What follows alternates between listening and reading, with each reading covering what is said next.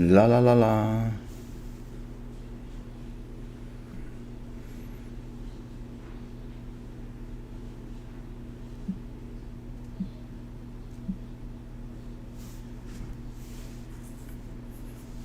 Welcome in, guys. It's our Friday night special edition of Extra Point with Phil Jones, our special playoff edition. If you guys can hear me. Of Extra Point. Well, yeah, you can. Phil Jones, our playoff. Because there I am. We're a little bit late coming on. Had some technical difficulties to get through, but here we are on this Friday night. So we have no football tonight, but we're going to bring you the next best thing. We're going to gather in here. We're going to chit chat and going to talk a little high school football on this Friday night. You guys know the drill. Well, if you are a veteran of the show, you guys know the drill. It's as much about what you guys want to talk about and what your comments are as me. I'll be reading everybody's comment. So whatever you want to talk about, send me your comment. I'll read everybody as they come through, and we'll start this thing rolling. I thought what we would do is talk about obviously the first round playoff matchups. We'll go through all the classifications, and then we'll kind of make some predictions on how I think the first round's going to go and beyond. So that's going to kind of be the gist of the show. Obviously, reclassification is another big topic. What do you guys think about, and did you have a team that was affected by reclassification? We'll talk about that.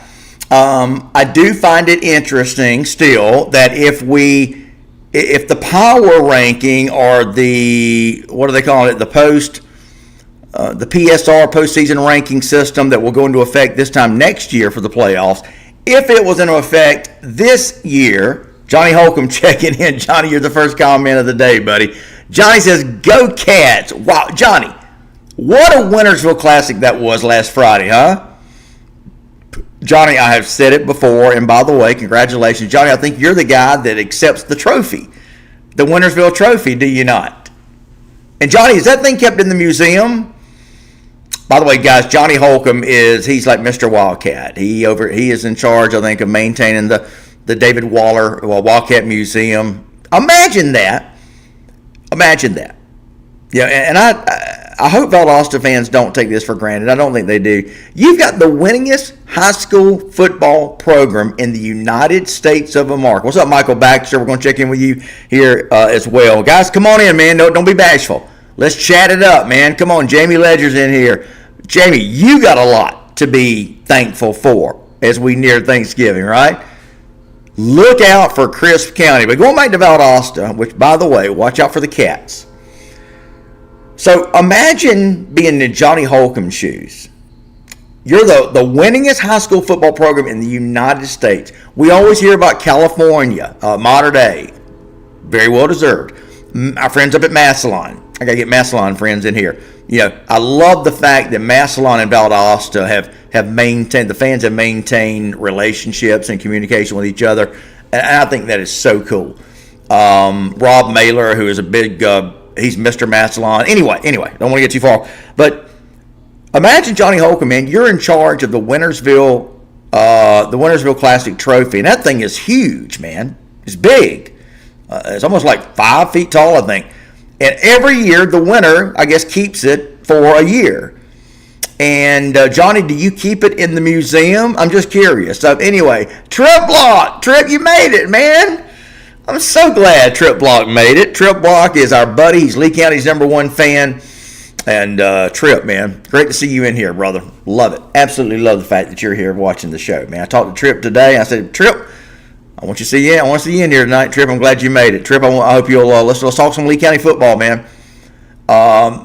As we go forward, guys, I'm telling you, I think there's going to be some interesting stories in this postseason. I really believe that. Evan Reese, what's up, Evan? Hello, Go Mighty Roswell Hornets. We play Chamblee in 1 week. Yes, you do. That should be a Roswell win. How about those Grayson Rams? Says Cy Rusking 23.99. What's up, brother? And listen, Grayson's kind of gone quiet a little bit. They got that easy, easier schedule in the latter half of the year than they did early on. It was a very tough schedule. But here we go. Grayson going to crank it back up. Grayson obviously is going to be one of the teams to watch in 6A. Trip Block says, Trip. All right, so Trip wants to remind everybody. Listen, we did a documentary on Trip Block. It's been about, Trip, 4 years ago? We did a documentary on the one, the only Trip Block. And we are thinking about, and of course this will be Mark Dyke's decision, but we're thinking about doing a part 2 documentary. I know I've talked to Mark about it. I know it's on Mark's mind. We definitely need to make it happen, Trip. I know Mark thinks a lot of you. I think a lot of you. That's the whole reason we did the documentary to begin with. Trip Block, you guys, has got a great story. He's had to overcome some challenges, but you know what? He does it with a smile. He's very strong with his faith, and I love the guy. And I just wish I heard from you more, Trip. Of course, I've given you a hard time about that, but you're a good man. But Trip Block documentary part 2, hopefully, coming to a live streaming source near you. All right, Trip. So Evan Reese, what's up, buddy? Rosser Sutherland checking in. Rosser, was the deal with the region champion, was that undecided or something? I just saw where they had made it official that Marietta was co-region champs. Rosser Sutherland says, I'm feeling an upset at Harrison next week. That would not surprise me at all, Rosser. Would not surprise me at all if Marietta was to beat Harrison. I think once Harrison lost to McEachern, I think it took a lot of the wind out of their sails. That's my opinion. We'll see. Johnny Holcomb says, Randy Steedley presents the trophy to the winning team. It currently is proudly displayed at our football facility at the high school. Got you, Johnny. Excuse me, guys. And that thing is big, isn't it, Johnny? I think it's, 5-6 feet tall? But anyway. Got to try whip my whistle, guys. So bear with me with the Pepsi. Larrick Baker is checking in. Hello, Phil. Very interesting time to see who can make it 5-0. Yeah, that's right, man. This is it. For whatever reason, I think back to the Bainbridge Bear. Johnny Holcomb says it's huge. It is. It's like, I think it's like 5 or 6 feet tall. If you guys have never seen the Wintersville Classic Trophy, it's the biggest trophy I've ever seen. It's humongous. And again, it is presented, as Johnny said, Randy Steedley, who is a big Wildcat fan. He's got, I think, Spirit screen printing and embroidery. He does a great job with that business. And I've used him. We've used him a good bit. And you're not going to find a bigger Wildcat fan than both Johnny Holcomb and Randy Steedley. That's for sure. Chris Floyd. Chris, where you been, man? It is great to see my man Chris Floyd. He is Mr. Appling County. Chris, I think you do like the streaming of radio for Appling County. Do I have that right? Okay, Johnny Holcomb wants to say, Johnny Holcomb, what are the chances of Richmond Hill? Can Richmond Hill pull off the upset of the century? Of course, Richmond Hill is going to be going up against Buford. We'll go through by the way, we're going to go through all these first round playoff matchups. And I'm going to tell you which ones I think could be upsets. Okay. By the way, I wrote a story this past week. We got two stories out that I wrote, and it was about the 5A, 6A, and 3A, 4A playoffs. And in there, I tell you the matchups that you should watch for. And we'll talk about those tonight as we go forward. But Johnny, I don't think so, man. I love Matt Lozada at Richmond Hill. I love the guy. They always come to our Gator Bowl takeover. For those of you that don't know, every year, ITG Next, we host about 500 kids at the Gator Bowl. We take care of everything. We pay for their ticket. We buy their food. It's all on us. All the school has to do is get them there. And these are not cheap seats either. Careful, Phil. Family show here. These seats are good seats. I mean, very good seats. They're like lower bowl, So it ain't like we invite kids to the Gator Bowl and then stick them up in the nosebleed. That's not how this works. And we feed them pretty good too. So that's something we have been doing, forever, for a long time. Anyway, we do that every year. We'll invite about 500 kids to the Gator Bowl on our dime. Coaches can get in, and anyway, it's a great time. Richmond Hill usually brings about the most kids to the Gator Bowl takeover. And it's just a glorious thing, man. So, again, just another one of the things that we are proud to do to give back. It's all a part of what we do here at ITG Next and promoting these kids, man. It's all, we're not college. We're all about high school sports. So, anyway, high school sports, high school kids, high school student athletes. So, all right, Michael Baxter, I noticed that there are a lot of 10-0 teams. Yes, there are. Now, Michael, I think a part of this, though, is a lot of these schedules getting pumped up. And by that I mean a lot of these easy games. And I don't know how the new PSR, the new postseason rankings formula next year. I'm hoping it will kind of eliminate that. Now again, we're going to be going into a new classification period. Remember, it's every 2 years. So not only do we have the reclassification of teams into new classes and possibly new regions, but remember, all the schedules are going to be new. So that's going to be fun. We always look forward to the schedules coming out, right? Usually about July. But, this past year, it was kind of because we knew it was going to basically be a repeat of the previous year. That's the way it works.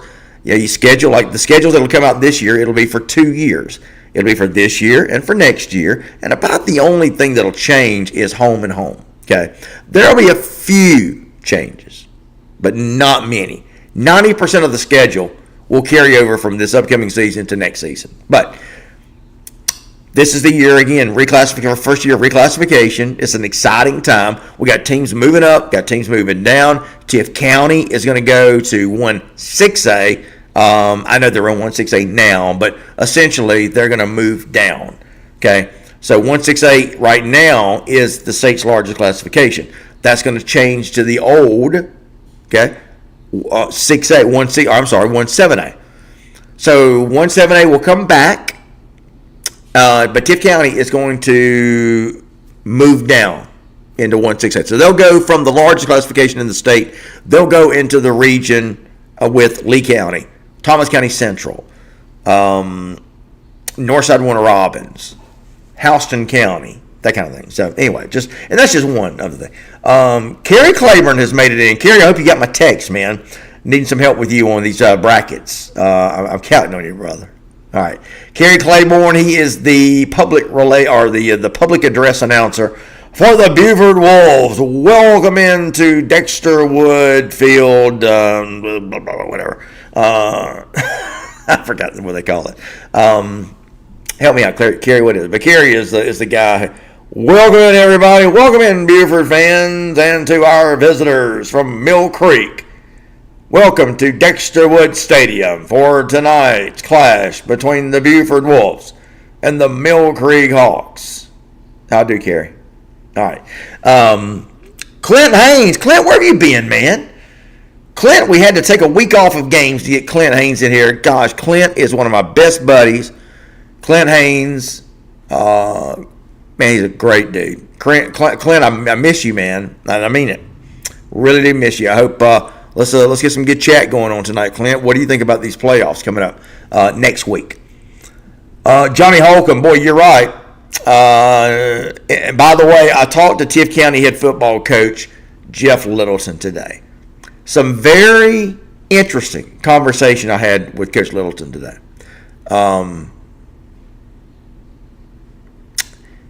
I'll wait, but I'm going to write a story on Tift County, and I think everybody to a man has always been asking the question, well, maybe two questions. What happened to Tift County, and what's it going to take for Tift County to get back up on the horse? Okay. Number one, I think hiring Jeff Littleton was a start. He's the guy. Make no mistake about it. I don't care how they did this year. Coach Littleton basically told me and talked about how far Tift County has fallen. Okay? And I don't think that's a big surprise to anybody. Jeff Littleton told me today, and it was a very candid conversation. He said, look, he said, I mentioned, I explained to the Board of Education when they hired me, this is Jeff Littleton said, look, this is a 5-year plan. Now, some Tift County fans may not want to hear that. But Jeff Littleton is a realist. And if you guys know Jeff, we just wrapped up the Tift County Coach Show that we've been doing all year. I like Jeff Littleton. I knew him when he was in Bainbridge, and he is a no-nonsense. He just, what you see is what you get. There's no fluff about Jeff Littleton. He's a great coach, led Bainbridge to that state championship. He led them to the playoffs.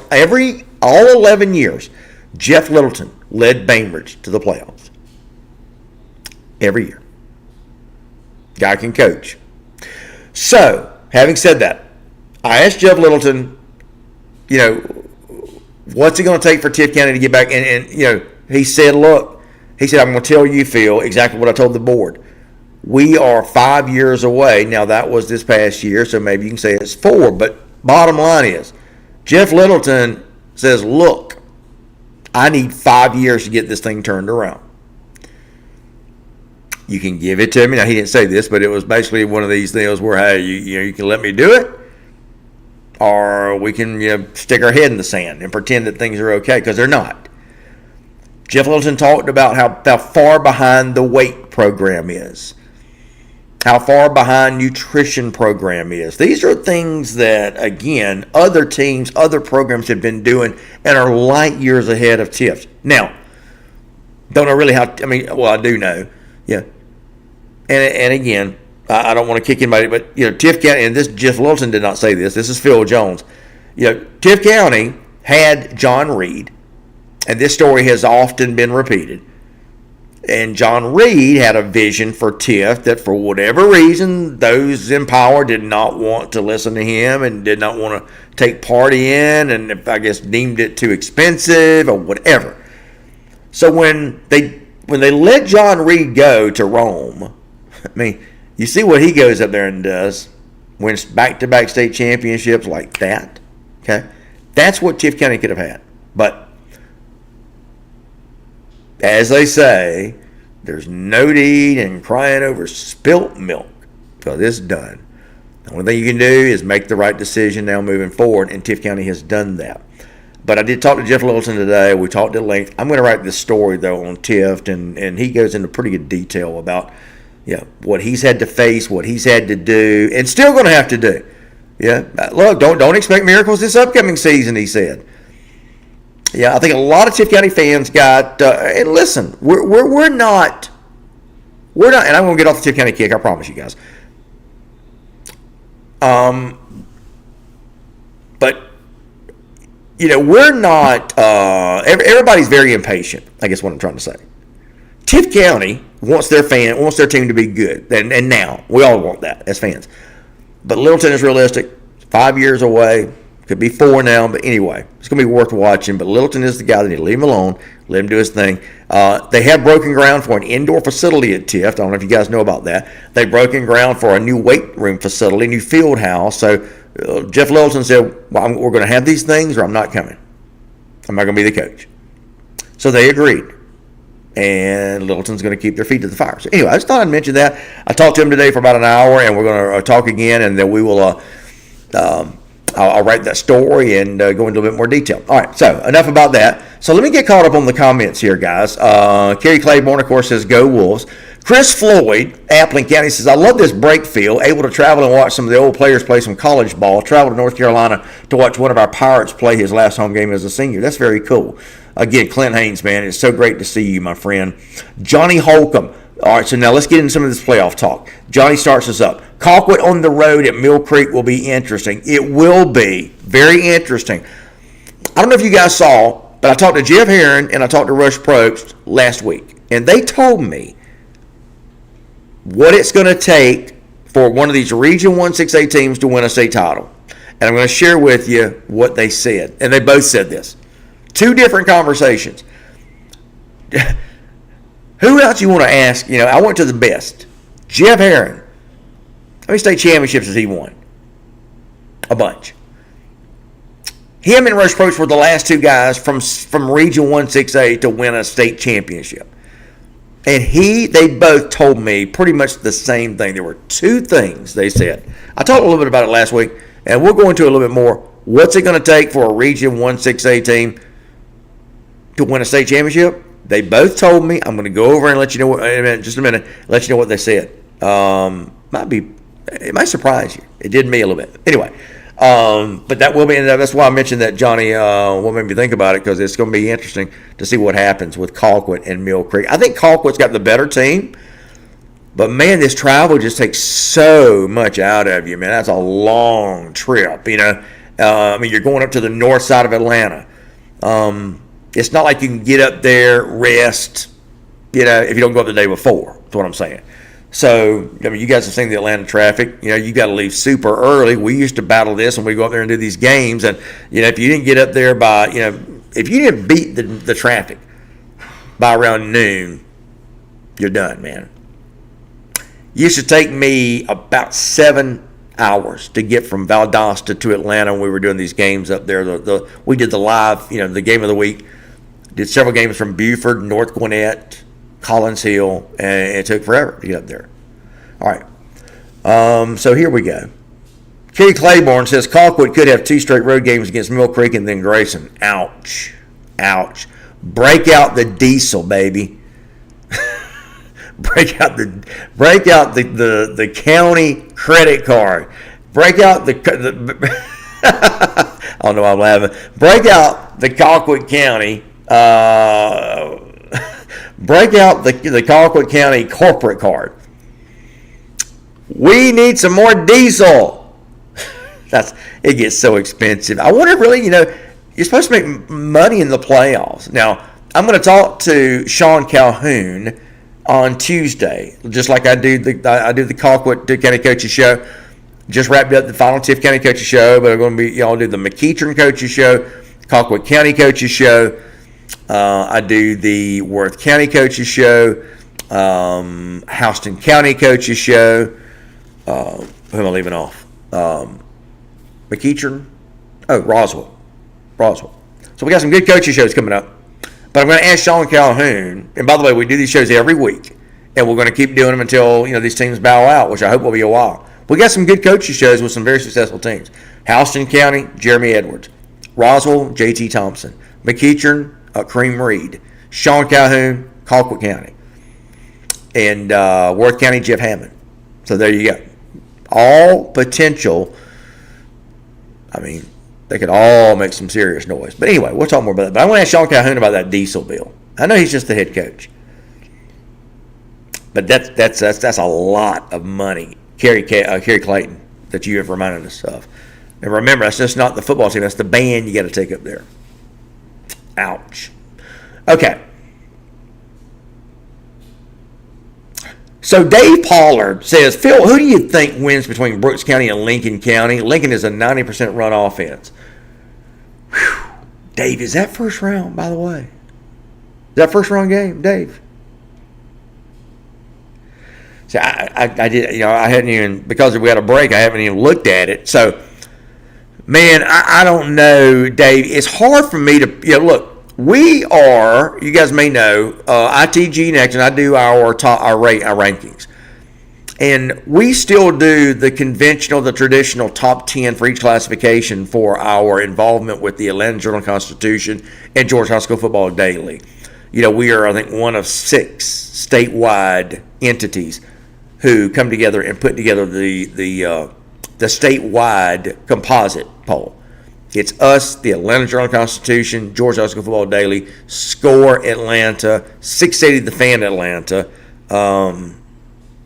Who else is in there? Maxwell, my buddy Lauren Maxwell, the Maxwell ratings. Anyway, I think that's it. But anyway, all of us, every one of us, have kept Brooks County in the top 10 despite having, 4-6, 5-5 record. And the reason I bring that up is because you asked me who do I think is going to win between Brooks County and Lincoln County.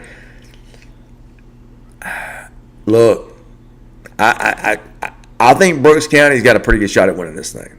I really do. This is why all of us have kept Brooks County in the top 10. Just like last year. Okay? Last year, very similar to this year, Dave.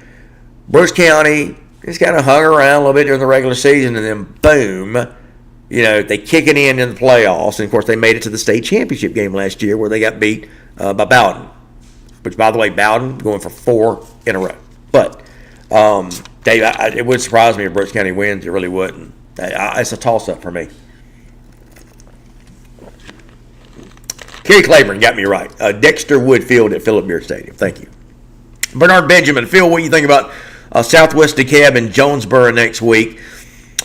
Bernard, let me ask you this, man. I think Jonesboro takes it, but what happened to Southwest DeKalb in the days of Quincy Carter, man? I remember going to Valdosta and watching Southwest DeKalb and Valdosta play for the state title. Johnny Holcomb, if us and Buford make it to the Final Four, I will be torn. I want them in Death Valley, but I also want to go to their stadium in person. I want them down here, though. I know what you meant, Johnny. You want to see their stadium. I got you, but come on, Johnny. I know you want to see their stadium, bro, but no. You want Buford at Bazemore Hyder. And that suddenly becomes, I'm not going to say the equalizer, but it will certainly help things. I don't know. Listen, and Kerry Claiborne knows I've said this to him. I mean, guys, Buford is just, they've got the talent, man. I think it is theirs for the taking, them and Grayson.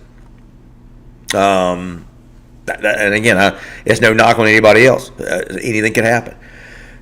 I think Valdosta's super talented. I think Valdosta came out a week ago tonight in the Wintersville Classic, and they really put it together. And I think Valdosta showed, and I've been saying this from the very beginning. I've said this from day one about Valdosta. They have got the talent to win it all. I believe that last year when they had Todd Robinson at quarterback. Yeah, they go to Carrollton and they got to stop making all these self-induced mistakes, and they did that against Lowndes, did they, Johnny? I was there for the first half. I remember about us seeing making a lot of mistakes. That's going to be the key. That is going to be the key for Valdosta to play error-free. I really believe that. Okay, let's move on. Johnny Holcomb, yeah, okay, I got you. Lyric L. Baker. Traveling to Atlanta and farther in freezing temperatures for South Georgia teams in the playoffs is a very big deal with region seeding. It is. Larry Baker, and that's the thing that that's exactly, and I'll go and tell you, I mentioned that I talked to Rush Probst and I talked to Jeff Herron. I talked to Rush and Jeff Herron 2 weeks ago, and you guys can read the story. The story is, can the South rise again? And again, it's a connotation of, can the South Georgia high school football teams rise again? That's what I meant, okay?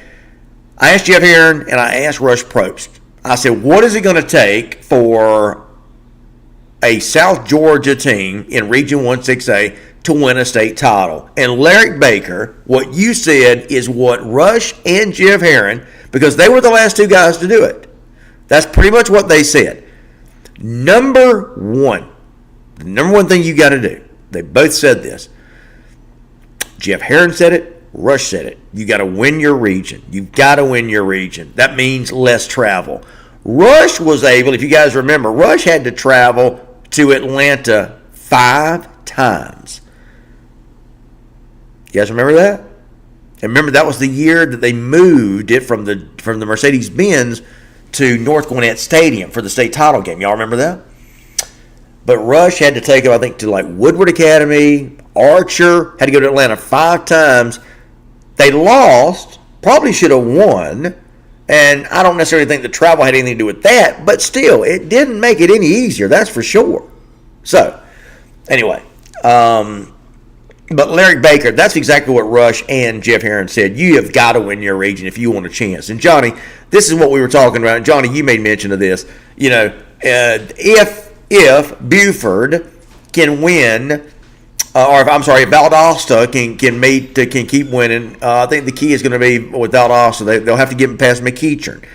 And Johnny, I would not and this is for any Valdosta fan, if you get caught looking ahead against McEachern,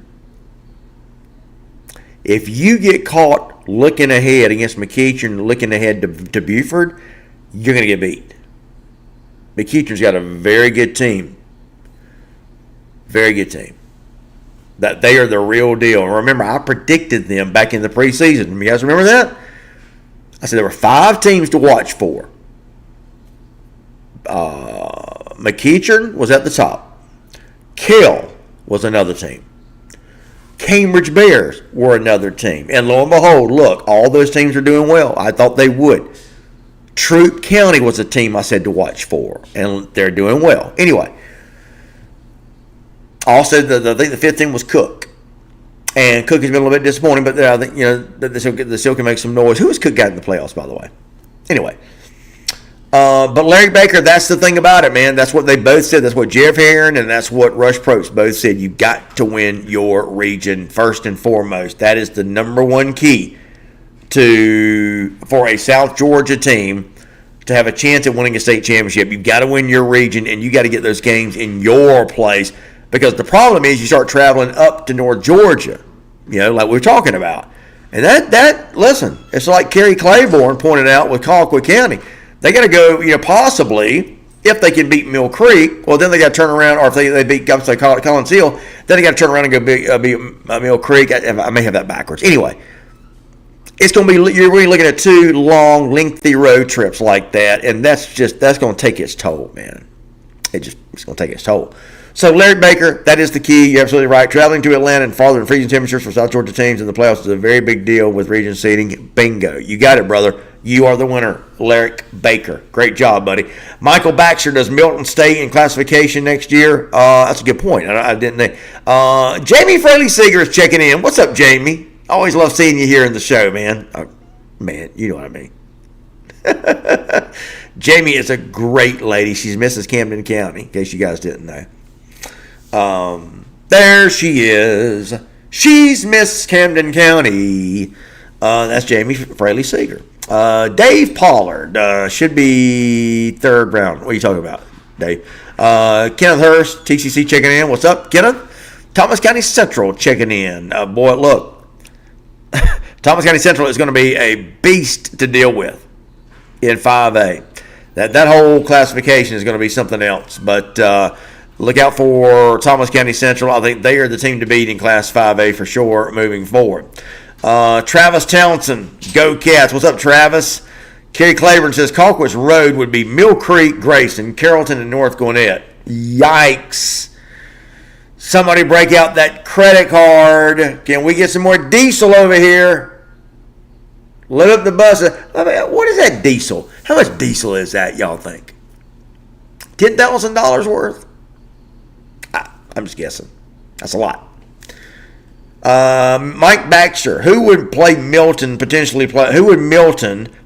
in the playoffs after Shiloh? I'm going to divert that one to Kerry Claiborne. Sorry. Kerry, can you answer my man Michael Baxter's question? Because I don't have the brackets in front of me right now. So if you can take a look at that. And see, that's what this show is all about, man. This is fellowship. I don't pretend I know everything. I know a lot. But this is what we do here. We ask for help. It's a community of football fans. If you're new to the show, though, let me know. Last week we had a couple of new folks jump in here, and if you are new, please let me know. We welcome you to the family, so to speak. All right, Darius Kirksey, what's up, Darius? Mr. Langston Hughes. Darius was right. I was wrong. Talking about Hughes, I did not expect Hughes to be as strong as they have been. Darius said they would be, and they have been. So, hey man, I tip my hat. If I'm wrong, I'm wrong. I'll admit it. I have no problem doing that. Okay.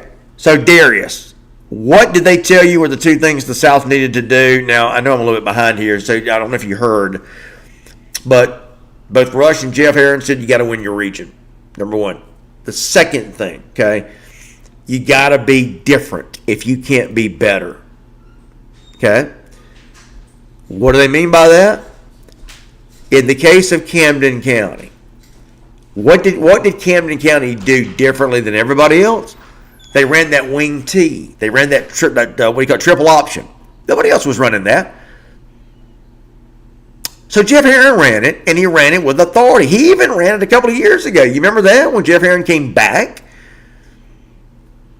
Came back to coach Camden, and lo and behold, he almost did it again. They almost won it again.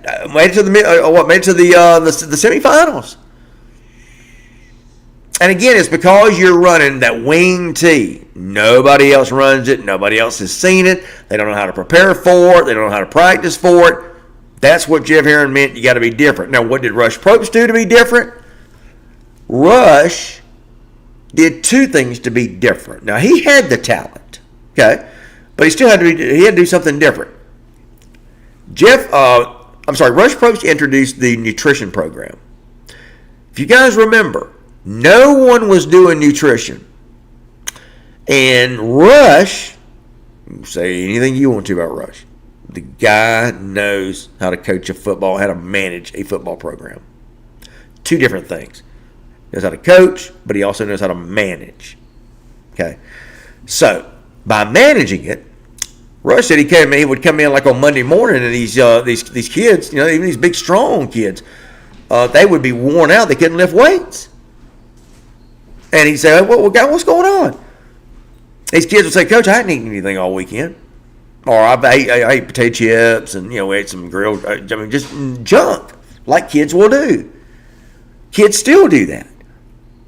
But what's different? That's when Rush implemented that nutrition program. He went to the board and said, look, we've got to spend some money. I need money. I need money to spend on feeding these kids. And guys, that's what started Colquitt County on the successful run that they are on. And that nutrition program deal, that caught on with all these other football teams, okay? So, anyway, now you've got, look at Thomas County Central. They're doing a nutrition program, and man, those guys, wow. But it's, Lowndes feeds their players 3 meals a day. Do you guys know that? 3 meals a day. And I'm not talking about in the season. All the time. Every day. You get a hot breakfast, lunch, dinner. Not easy, not cheap. But if you want your team to be successful, that's what you got to do. And that's what they're doing. So that's what, Rush meant by being different. And what Jeff Herron meant by being different. And they both were different. And they, the proof is in the pudding, as they say. No pun intended. Johnny Holcomb, McEachern beat us down 2 years ago. Yep, if you guys remember, Johnny, that was the ITG Next Game of the Week. We were there. You guys remember that, Johnny? We were up there. We had a great spot. McEachern treated us very well. Buddy Michael, who is the director of football operations up there, man, they put us in a prime spot.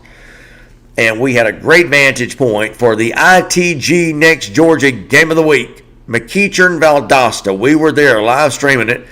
And McEachern had not won a game that year. Valdosta was doing pretty well. But McEachern went in there, popped him in the mouth, and Valdosta didn't know what to do. And Johnny, if you were there, we were there. McEachern won it. ITG Next Game of the Week that week. Valdosta McEachern. And McEachern won it. So yeah, I remember. So you cannot look past McEachern, I'm telling you. Not that they would, but all right. Rome was in the same side of bracket with Milton, says Michael Baxter. Jeffrey Rowland, what's up, Jeffrey? How has travel dealt with in a huge state like Texas? That's a great point. That is a great point.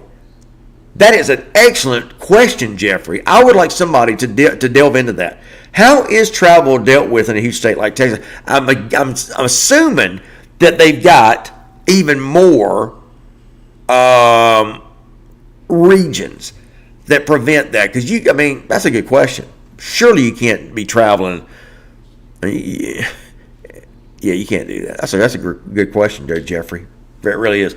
Johnny Holcomb, we can't look ahead to anyone. Flashback 2011, beat Colquitt in overtime to win region. Then you lose at home in the first round to 5-5 Newnan. When was that? 2011? Wow, I had forgotten about that, Johnny. No looking ahead. Great way to go, Johnny Holcomb. I'd forgotten all about that, dude. These are the things that Shelton Felton needs to be reminding his team of, I should say, and I'm sure he will be. All right, Darius Kirksey, likely Milton would play Rome. Wow. Now, in what round would that be? Brad Phillips, what's up, Brad? We're looking forward to the Pierce County versus Ringgold game in Blackshear next Friday.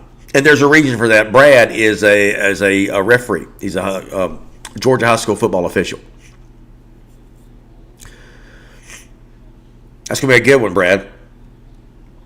Pierce County, Ringgold in Blackshear. Mark Dixon, Thomas County Central, wishing good luck to all the South teams. What's up, Mark? Man, I tell you, that just look out for Thomas County Central. They are such a beast. My gosh. Wow. Look, 5A, look, Roswell's got a great team. I really like what JT Thompson is doing. But, could go Roswell's way. All right, guys, let's chat it up. Let me see if I can get caught up on these comments here. Shannon Moore, when Lowndes ran the wing T, they went to state. Yeah, that's right. So, and that's a good point, Shannon. So Jeff Herron said in that column in the story that I wrote, okay, he not only spoke of his team when he was talking about you got to do something different. You got to either win the region or do something different. Excuse me. I think Camden County did both, win the region and did something different. But Jeff Herron did point out, he said, you know what, Phil? He said, if you'll look back, just before we won it, Randy McPherson and Lowndes won it, you had that skip. Jeff Herron won, I believe, in 2008 and 9. And then 2007, you had Peachtree Ridge and Roswell tied for the state championship. Yes, they did. And pretty sure that was 2007. And then I think the 2 or 3 years before that is when Lowndes and Randy McPherson won it. So you had a long stretch there of South Georgia teams winning the state championship. And why? And this was 7A. Why did they win it? They were both, Lowndes and Camden were both running the wing T. That is the secret. You got to be different. If you're not more talented, as Jeff Herron said, if we're not more talented than they are, we got to do something different. And they did. Now you know the rest of the story. Kerry Claiborne. I love it. Wish y'all still did a live stream game of the week. Yeah, we're considering going back to that. And for everybody that doesn't know, we have done the last 5 years. We have been, other than GPB, we have been the go-to source for your Friday night game of the week, and we traveled all over the state. Yeah, not to knock our friends at GPB, but we did everybody. Yeah, well, we were based in Valdosta, but we would drive up to Beaufort. We would drive up to Swanee. I did games at North Gwinnett, did games at Collins Hill, did several games at Buford, did several games at Marietta. So, yeah, we'd love to get back to it, Kerry, for sure. But, in case you guys missed it, ITG Nick's Game of the Week did the Gainesville-Milton game last year. Adam Clack, now the Parkview coach, the former Milton coach, Adam Clack sat in with me on the play-by-play for Milton-Gainesville. That was at Gainesville, at Gainesville last year. Sure was. All right. Richard Bernard Benjamin. Phil, what do you think? Oh, so you asked me about that already. I'm sorry. All right, so I'm starting to get some repeats here.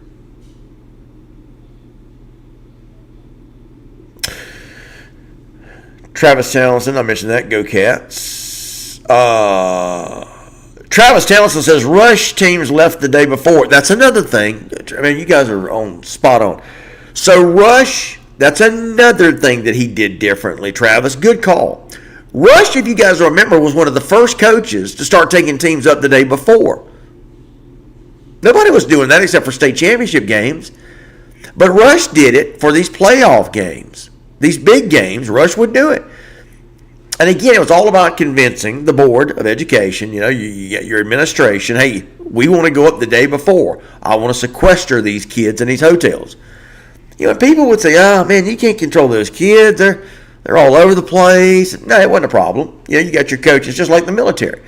You do a bed check, you do a curfew check, lights out at 9 o'clock or whatever, and, you stay on these boys. And that's what he do. So again, good call, Travis.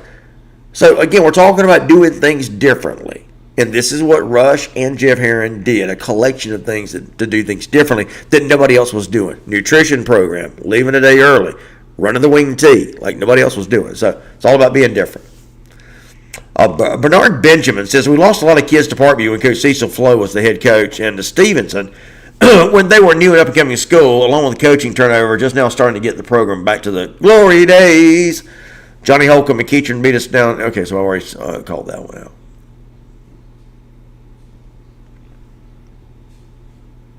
Jose Padilla, what's up, brother? Jose Padilla says, how are you and everyone tonight? Jose Padilla, Mr. Thomas County Central. What's up, Jose? Jose, I think we're about ready to anoint you Thomas County Central's #1 fan. Are you ready for it, Jose? Can you handle it? Jose Padilla sent me a couple of different wearables. And I appreciate that, Jose. I really do, brother. Darius Kirksey, Milton Rome would be quarters in the quarterfinals. Milton and Rome. What a matchup that would be. And that would be after Rome versus Houston County. The right side is a gauntlet this year. James Raymer says the GIAA are playing games tonight, the playoffs. Yes, they are. Kenyon Reiser. What's up, Kenyon? Go Cats. In Felton we trust.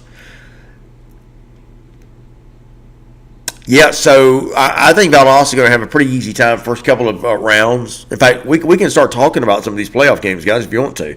I know for some of you that's what you tuned in for, okay? So we can start definitely doing that. Johnny Holcomb says, Rush was ahead of his time. Turned Colquitt from a tomato can into a national powerhouse. Yes, he did. Yes, he did. Look, they wore a tomato can, Johnny. Colquitt County was just very mediocre before Rush Probst got there. And think about this. What Rush was able to do, his legacy still lives on, even though he's been gone. Even though he's been gone for a while, what Rush did, that still carries on, guys. Think about that. Think about that. You don't always see that in schools. So what he was able to do, it lives on today, whether you like him or not. And Colquitt should be forever grateful to him. Now, you got to have good coaches. You got to have good players, good system, good nutrition program, good support, great facilities. All those things Colquitt still has. But it started with Rush. Don't ever forget it. Jamie Fraley Sager says Herron took his teams up the night before too. Okay, so was that during the playoffs, Jamie? I know he did that. Now I know he did that this last time, this most recent time when he was the head coach. I know he took his teams up, but I don't know if everybody does that or if Camden did it a lot. Anyway, just saying. Claudia Noel Main. What's up, Claudia? Go Vikings on November the 14th. Claudia, that's next Friday night. That's going to be next Friday night. It's going to be time to get it on. Bang on, get it on. Camden came to Houston and really beat up on Mill Creek a couple of years ago. Yes, that was J.E. Woods. That was the game I was thinking about. Boy, they did. I remember listening to that game, and it was just boom, boom, boom. Camden with that, that run game, just Mill Creek could do nothing with it, man. Nothing with it. All right, guys, you want to take a look at some of these first round games? I'll tell you about some of the upsets that I think we're looking at. Let me get this in here real quick. Pardon me. Stay with me.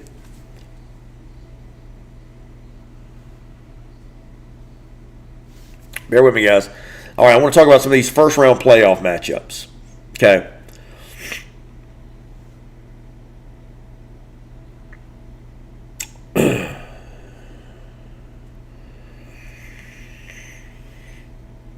All right, one moment. Bear with me. Bear with me.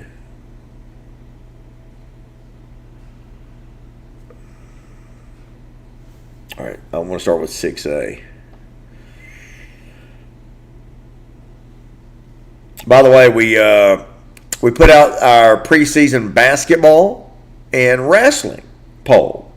In case you got some, and we also did our final volleyball and softball polls to end the season. Some of you guys didn't like my rankings, by the way. Some of you were like dissing on some of the teams. I mean, look, if you make it to the state championship, you're going to be a top 10 team. That's the way it goes, and that's the way it is.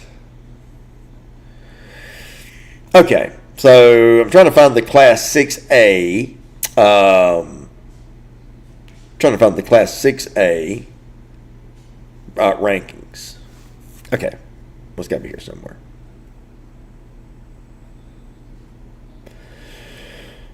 Bear with me, guys. Whatever. Okay. Okay, basically, in the Class 6A, I was trying to cheat.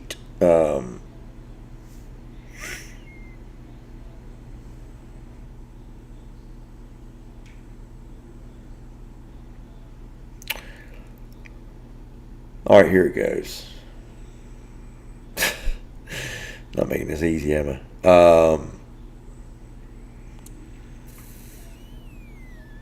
Bear with me. It's coming. Okay. I was actually just going to tell you my picks because, okay, here we go. So Class 6A. All right, let's talk about this.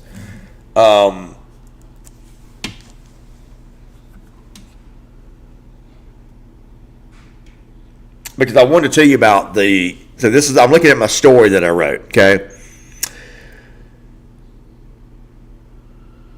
So in Class 6A, all right, now, I mean, let's face it. You got pure chalk in several of these games. Okay. I mean, I'm actually just going to read my story. That's what I want to do. Okay. This is the 5A and the 6A playoffs. Okay. Now, golly, man, unbelievable.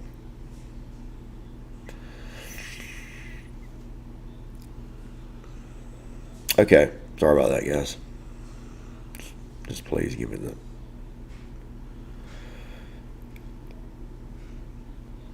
Okay. All right, so in round one, sorry about that, guys. Just in round one, all right, in the Class 6A playoffs, notable matchups that I've got.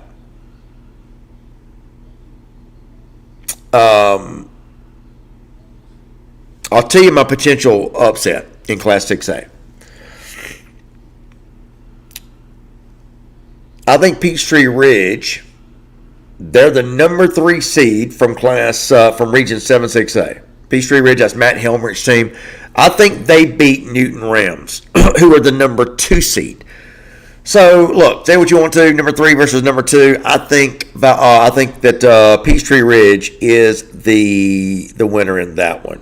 Okay, so I'm going to go back up to 6A. All right. Valdosta. Let's start with Valdosta in 6A. Valdosta having the top seed, and again, this is what we're talking about. You know, Rush and Jeff Aaron both said, "Hey, you got to win your region." Valdosta did, and if you saw Shelton Felton after the game, guy was super happy, and I'm going to tell you why. It wasn't just because he wins the Wintersville Classic. Shelton Felton knew. He knew I won the region, and I've got a pretty good chance to make it far. Okay. So Valdosta is going to host Dacula. I know it's Dracula. I like saying Dracula. Okay. So Valdosta will just win. This is going to be a blowout. Okay. Dacula's going to come to Bazemore Hyder Stadium, and they're going to be walking out. It's just going to be a blowout. Valdosta win 50 to 45 to nothing, something. So Valdosta will win. They'll advance. Okay. How will Lowndes, Colquitt, and Richmond Hill do? So Lowndes is the 2 seed. They'll host. Colquitt the 3 and Richmond Hill the 4. Richmond Hill, bless her heart, again, they're going to get Buford. And it's just, I like Mount Lozada. It's just not going to be a much of a game, I don't think. Apologies to Richmond Hill. It's just Buford is that much better, okay? Lowndes is going to host Collins Hill. Now, guys, listen to me. This is going to be a better game than most people are giving credit to. Drew Swick has done a great job at Collins Hill. Didn't quite have the team this year, but they have got a really, really good defense. Okay? So, I think this is one to watch, Lowndes and Collins Hill. I'm telling you, do not just take this for granted. This is much more than your typical 2 and 3 seed. Okay, again, this is a toss up. Maybe Lowndes will be favored. Again, there goes that home field advantage. But watch this game, guys. Lowndes and Collins Hill, I'm telling you. Could be something else. Okay, here's an interesting game, by the way. So, the Grayson Rams are going to host Norcross. Now, do not be fooled. Okay, these are not your Norcross Blue Devils that you are familiar with. This is not the Norcross Blue Devils, rather, of days gone by. No. These Blue Bloods, once Blue Bloods, Mill Creek, Norcross, whoever, they are not the teams they used to be. Norcross, Mill Creek, who else? There's some other teams here that are Blue Bloods. Brookwood is another one. Okay, good team, but they're not the Brookwood of old. Walton, what's happened to Walton? What's happened to all these Blue Bloods? This is going to give, now, in my opinion, what we're seeing is a little bit of a weakening with a lot of these Blue Blood programs, like the ones I just mentioned. Norcross, they're not the Norcross of old. Mill Creek, they're not the Mill Creek of old. I'm not saying they're not good, don't get me wrong. I'm just saying Josh Lady's Mill Creek Hawks from, 2-3 years ago was undefeated. They just blew everybody out in winning the state. Remember they beat Carrollton. They scored like 70 points on Carrollton. You guys remember that? Now, this is a different Mill Creek team. This one could be interesting. So, Carrollton, by the way. And Douglas County, listen, people are giving me a little bit of grief about Douglas County. Yeah. Love Coach White. I love the guy. He's always communicated well with me, man, but I just think that Douglas County don't have it. I don't know why. I thought they'd be better. And Carrollton routed Douglas County in that last regular season game. Carrollton is going to host North Forsyth in the first round. That will be ugly. I think Carrollton, this may be Joey King's best team. And you know what? I can't. It's kind of weird that we're saying that with Juju Lewis leaving. A lot of people thought that when Juju Lewis left that they were going to decline. Guys, I think it's had just the opposite effect. I think Carrollton is better without. And look, this is no reflection on Juju at all. I mean, it's great. He's a great player. But I'm just saying, I think Carrollton is even better this year. And they're doing a 2-quarterback system now.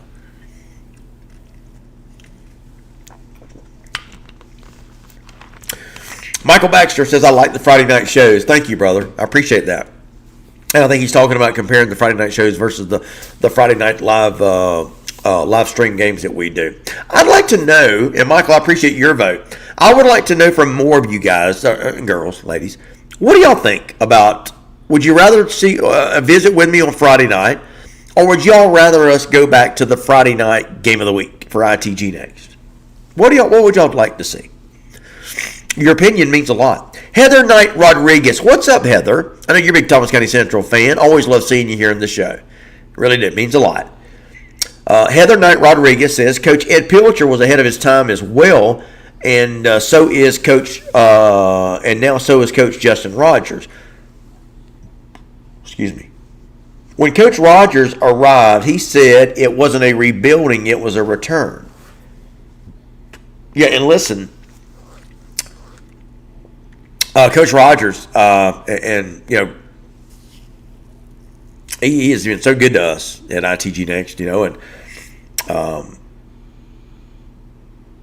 that indoor facility that they've got is incredible, just incredible. So I don't think Thomas County Central is going away anytime soon. Jose Badilla, no problem. I'll be the one on here, so it's good with me. But Heather Knight Rodriguez and Obadiah Farley will back me up here. There's a person who should get the #1 fan ever for TCC, and fans on here may not know her name, but it is Mrs. Jackie, well known in the TCC Nation and Thomasville community. She's been every practice for years. So who is she? We need to get her on the show. Absolutely would love to do that. J.E. Woods, I'd rather see the scoreboard show and the wrap-up. Okay, I got you. Mark Dixon says, I'd rather have the game of the week. So there we go. Now we got 1 point, 1 vote apiece. I love it. I love it. Love it, love it, love it. All right. Alan Clanton gives an update. Valwood, Frederica, 14-14. J.E. Woods says, lots of young guys contributing a lot to Carrollton. The 28 class is loaded. Claudia Noel Main says, oh, I'm lying in my bed. I'm very warm listening to you, okay? Claudia, that's so cool. Thanks so much for spending the night with us. And, hey, just hang in there with us. We're going to entertain you, Claudia, I promise you. Thank you so much for joining in. Joyce Sherrill, do you know about Coffee County Middle School football? I don't. Is there anything particular you want to know? I don't know. But do tell if you got some information for me. Would love to have it.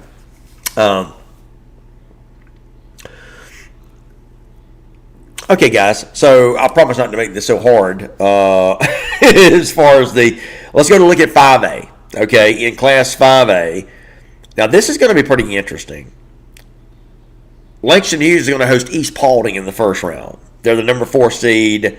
That is going to be a blowout.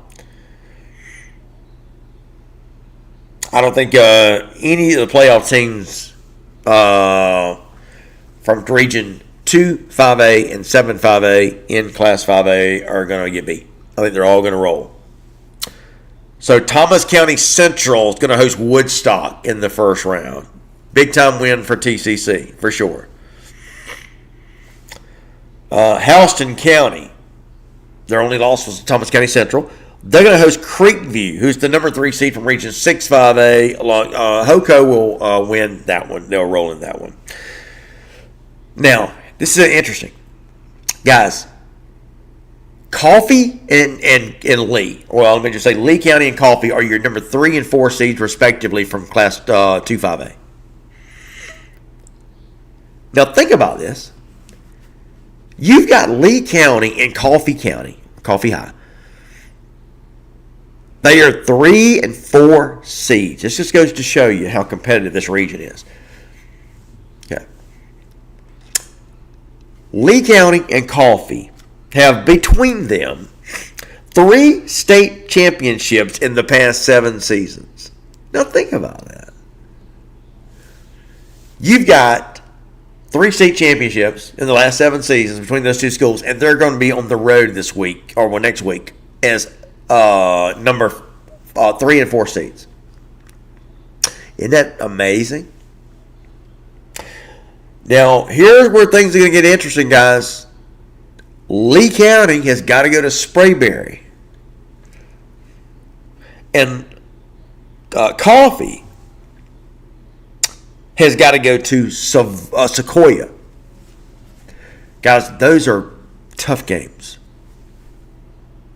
Very tough games. I just do not know yet. I don't know.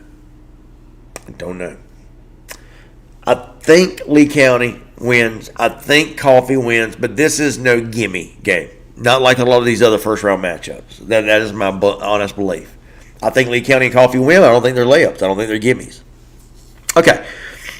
Let's talk about in 5A, Roswell is going to host Chamblee. That's going to be a win.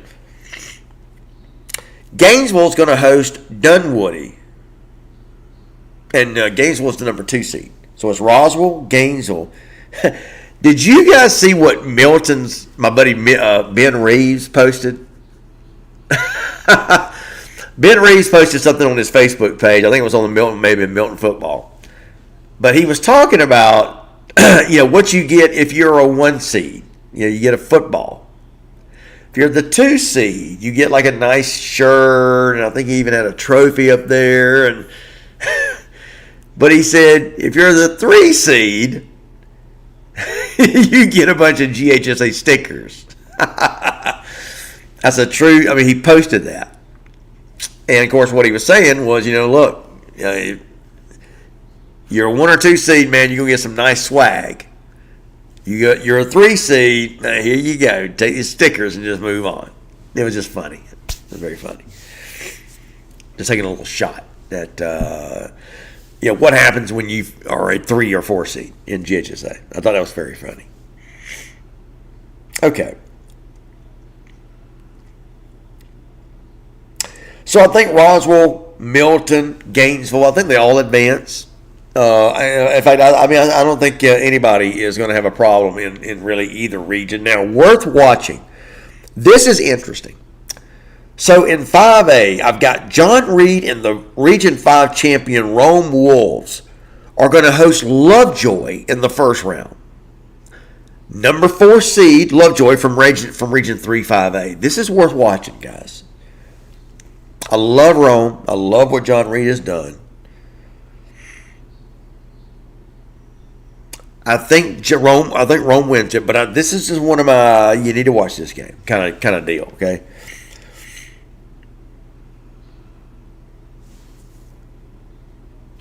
Rome and John Reed are trying to get back to their first state title game since he did it.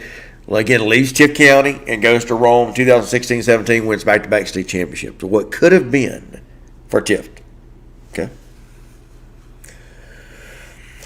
Newnan, here's potential upset for you guys in 5A. Newnan, the number 3 seed in 3-5A, is going to travel to New Manchester, who is the number 2 seed from Region 5-5A.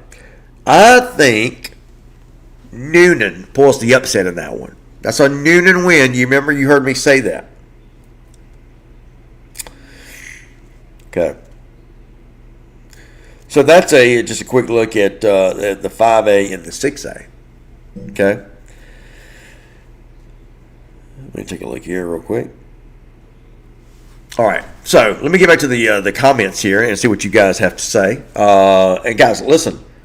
Sorry about the delay. I do apologize for that. But let me know what you guys think. If you guys can bring up any brackets, let's take a look at them together, guys. If you guys can bring up any brackets, I would love to have that and talk about it with you guys, okay? Let's talk about Class 4A.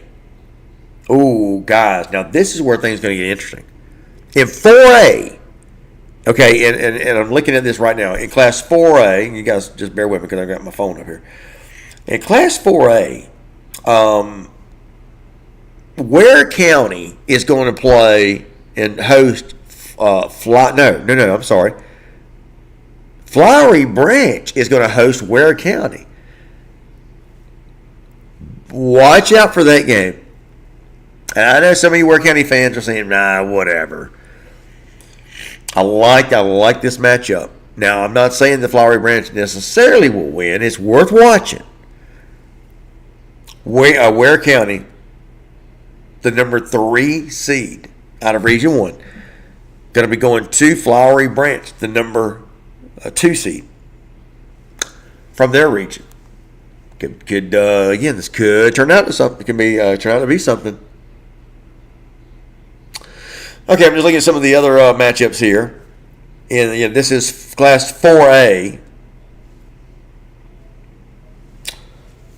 All right.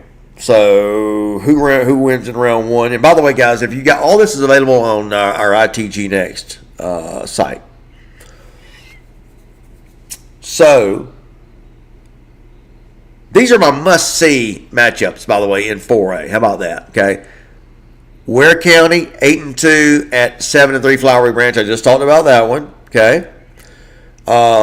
Must-see game number 2. Eastside at Warner Robins, guys. Eastside 6-4, going to Warner Robins 6-4. Both their teams 6-4. I really like how Warner Robins is playing right now. Shane Sams, the head coach at Warner Robins. Remember, they lost back earlier in the season to Wayne County. That was a bad loss, and he'll be the first one to tell you that. But give Shane Sams credit. He got his Warner Robins team back up. Got him off the schnob, got him back up. And now Warner Robins has pulled off some big wins. They beat Ware County. And lo and behold, here they are, back in the thick of things. There are some teams where it's good that these teams are winning. And I'm not talking about being a fan of them or not. It doesn't matter. And I've always said, there are a handful of programs where it's good for these teams to be winning football teams. Look, it's good for Thomasville High School to be a winning football program. Obviously, Thomas County Central is taking care of business. But, if you're Thomasville, you've got all that history. Thomasville has all that history. I mean, guys, Thomasville, Valdosta is just dripping with tradition and history of South Georgia football. So it's important that Thomasville get back up, to where they once were, and Jonathan DeLay has done a great job of that. They're doing a great job at Thomasville. Great job. I can remember when Leroy Riles was there, things kind of fell off. Just saying. But doing a great job at Thomasville. But I think Thomasville is one of those programs where it's important that they win. Warner Robins, it's important that they win. Again, there's just a lot of history there. You don't want these programs being 1-9. Okay. and by the way, great win for Northside Warner Robins. Look, that's another program. They're in good hands. And he's going to do good things there. It's Coach Boone. And they need to leave him alone. Let him do his thing. And he will have Northside Warner Robins back competing for a region title again. And maybe more. I don't know if they'll be able to get back anytime soon to the same run that Marquise Westbrook. That was something else. But you never know.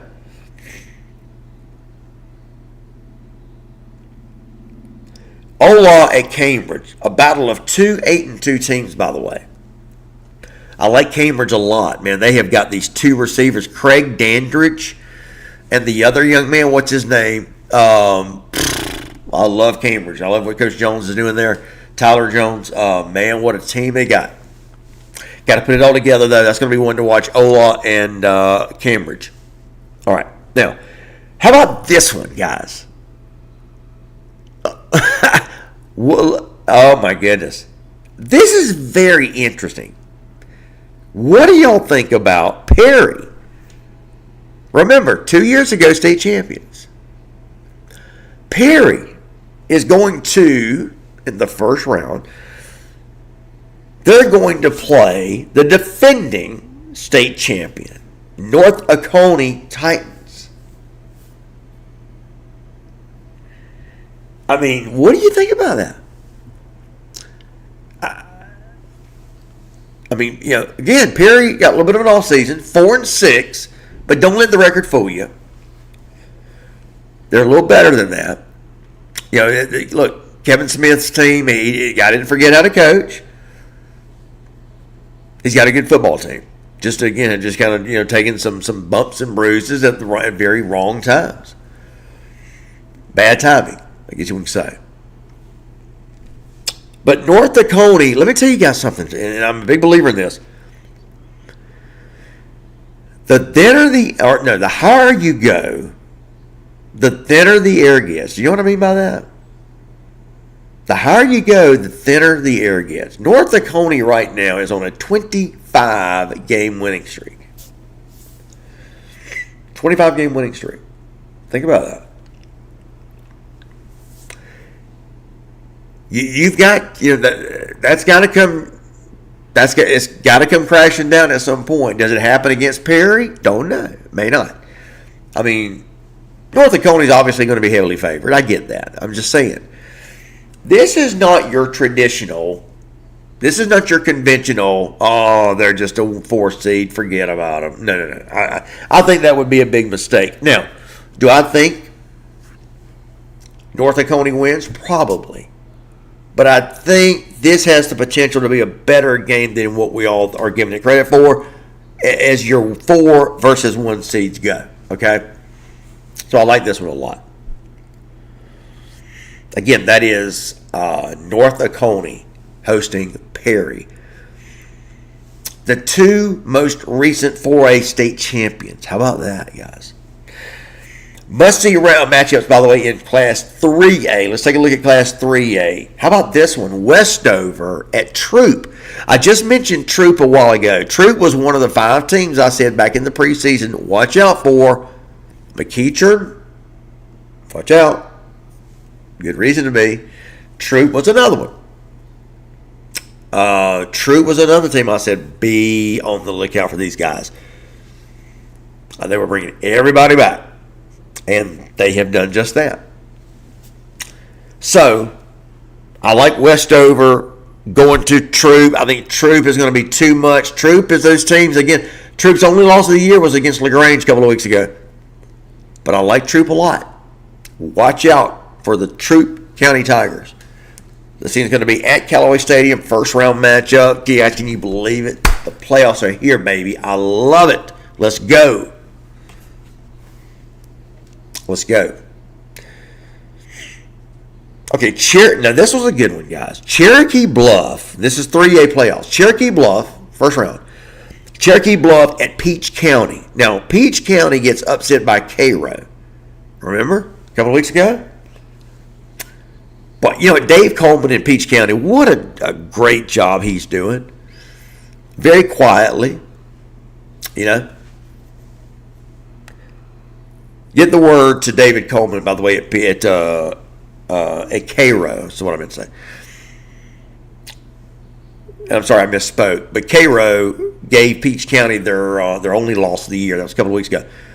But I like Cairo a lot. Now, Peach County, Marquise Westbrook. I just mentioned Marquise Westbrook.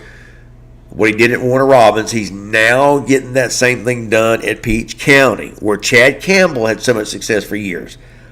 You want to talk about a proud football program that probably doesn't get the recognition it deserves. Ride up to Fort Valley sometime and go visit Marquise Westbrook. That's what I used to do with Chad Campbell. And they were so nice, just nothing special. Just old empty weight room. Chad Campbell had his offices in there.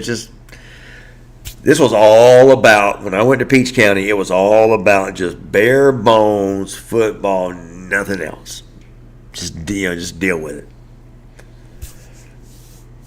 But that's Peach County, and this is going to be a good game. Peach County hosting Cherokee Bluff. Watch this game. Watch this game, guys. All right, now here we go. He's talking about Cairo. Liberty County is going to go to Cairo. Liberty County 7-3 on the year. They're going to go to Cairo and go in and meet up with David Coleman's Syrup Makers. Now, this is going to be a pretty good game, guys. I like this game. Liberty County 7-3 at Cairo. I think Cairo's got 8-2. I think Cairo's got a chance to make some noise, guys. I really believe that. They're playing really well at a very opportune time. What do you guys think about Cairo? Are there any what am I trying to say here? Are there any syrup maker believers out there? What do you think? What do you think? What do you think? North Clayton at LaGrange is another 3A matchup. Guys, have y'all seen the quarterback for North Clayton?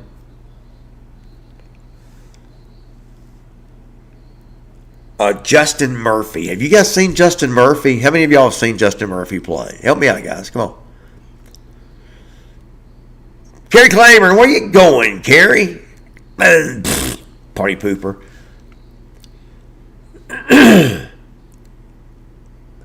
Oh, Deshaun Suggs, man. I'm so glad to see you, brother. Guys, I've been following Deshaun Suggs. He's here in our comment section. Deshaun is on a cruise. And he has been posting some great stuff on Facebook. Deshaun, I've really enjoyed your post, my man. I've commented on a couple of them. And I'm so glad to see you was able to get away, man, and have some good time, brother. That is so cool. Deshaun, man, I made my night. Really did. Deshaun, man, let's get together, man. I've never been on a cruise. I never have. Let's get together, man, and go and just have a blast, man. Boys not out. Or boys not out on the sea. I'd love it. I've never been on a cruise. Never have. I've always wanted to go. Deshaun, man, I'm glad you're having a good time, brother. Really am, man. And thank you so much for checking in. Really appreciate that. How about that? Oh, Darius Kirksey says that North Oconee is down their big play wide receiver. Uh-oh. Oh, man. How about that? So this is interesting. Is LG here? Where's LG at? Larry Godwin. Did he sneak in here without me finding out? Where are you, Larry Godwin? Jamie Fraley Seeger says, go Gators. That's right, I forgot about that. Jamie has got double. She is conflicted. I'm just kidding with you, Jamie. Jamie is devoted to both the Ware County Gators and the Camden County Wildcats. All right. Darius Kirky says, Ware will roll. I just hate Ware has to see Creekside second round. Oh, my gosh. What is it with Creekside rolling up all these points on people? I mean, come on. You don't have to do that. Darius Kirksey, North Oconee is down. Their big play wide receiver committed to Georgia. Wow, I did not know that. That is going to be, I think North Oconee, that's going to be an interesting game, Darius, and you just make it a little bit more interesting now.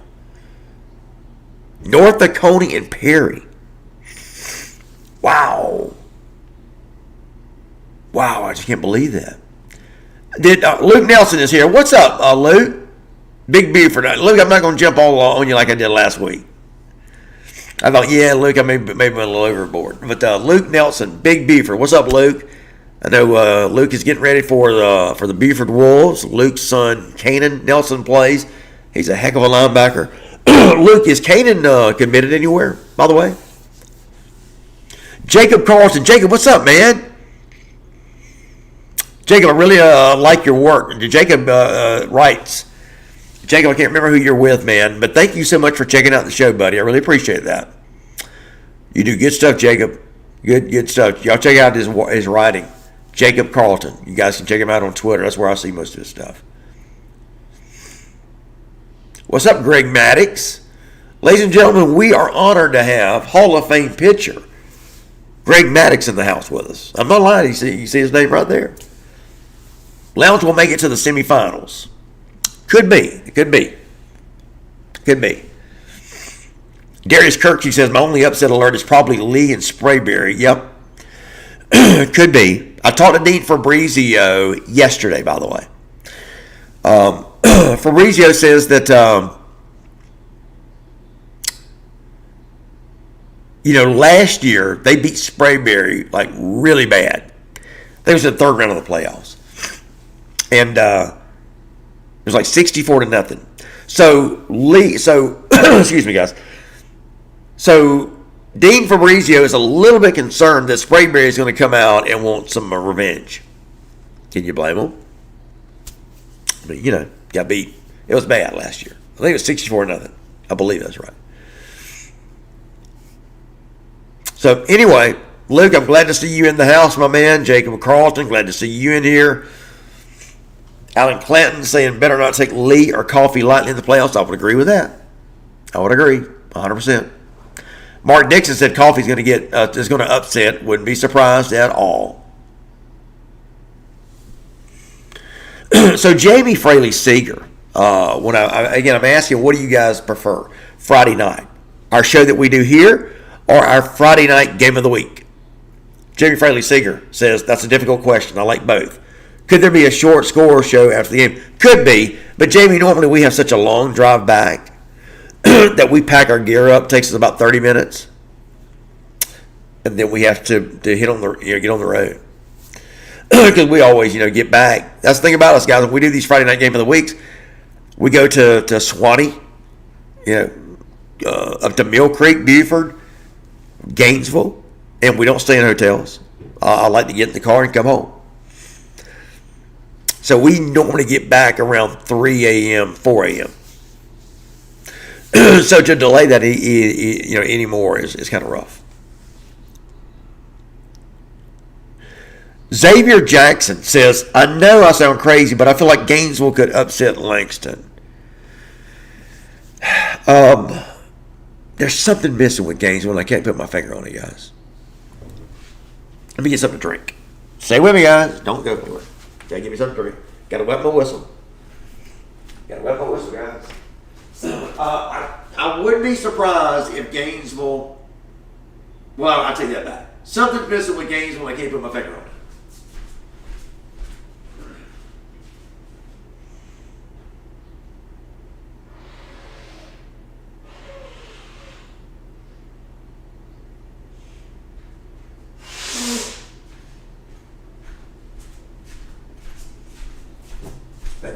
Something's missing with games when you put my finger on it. Excuse me, guys.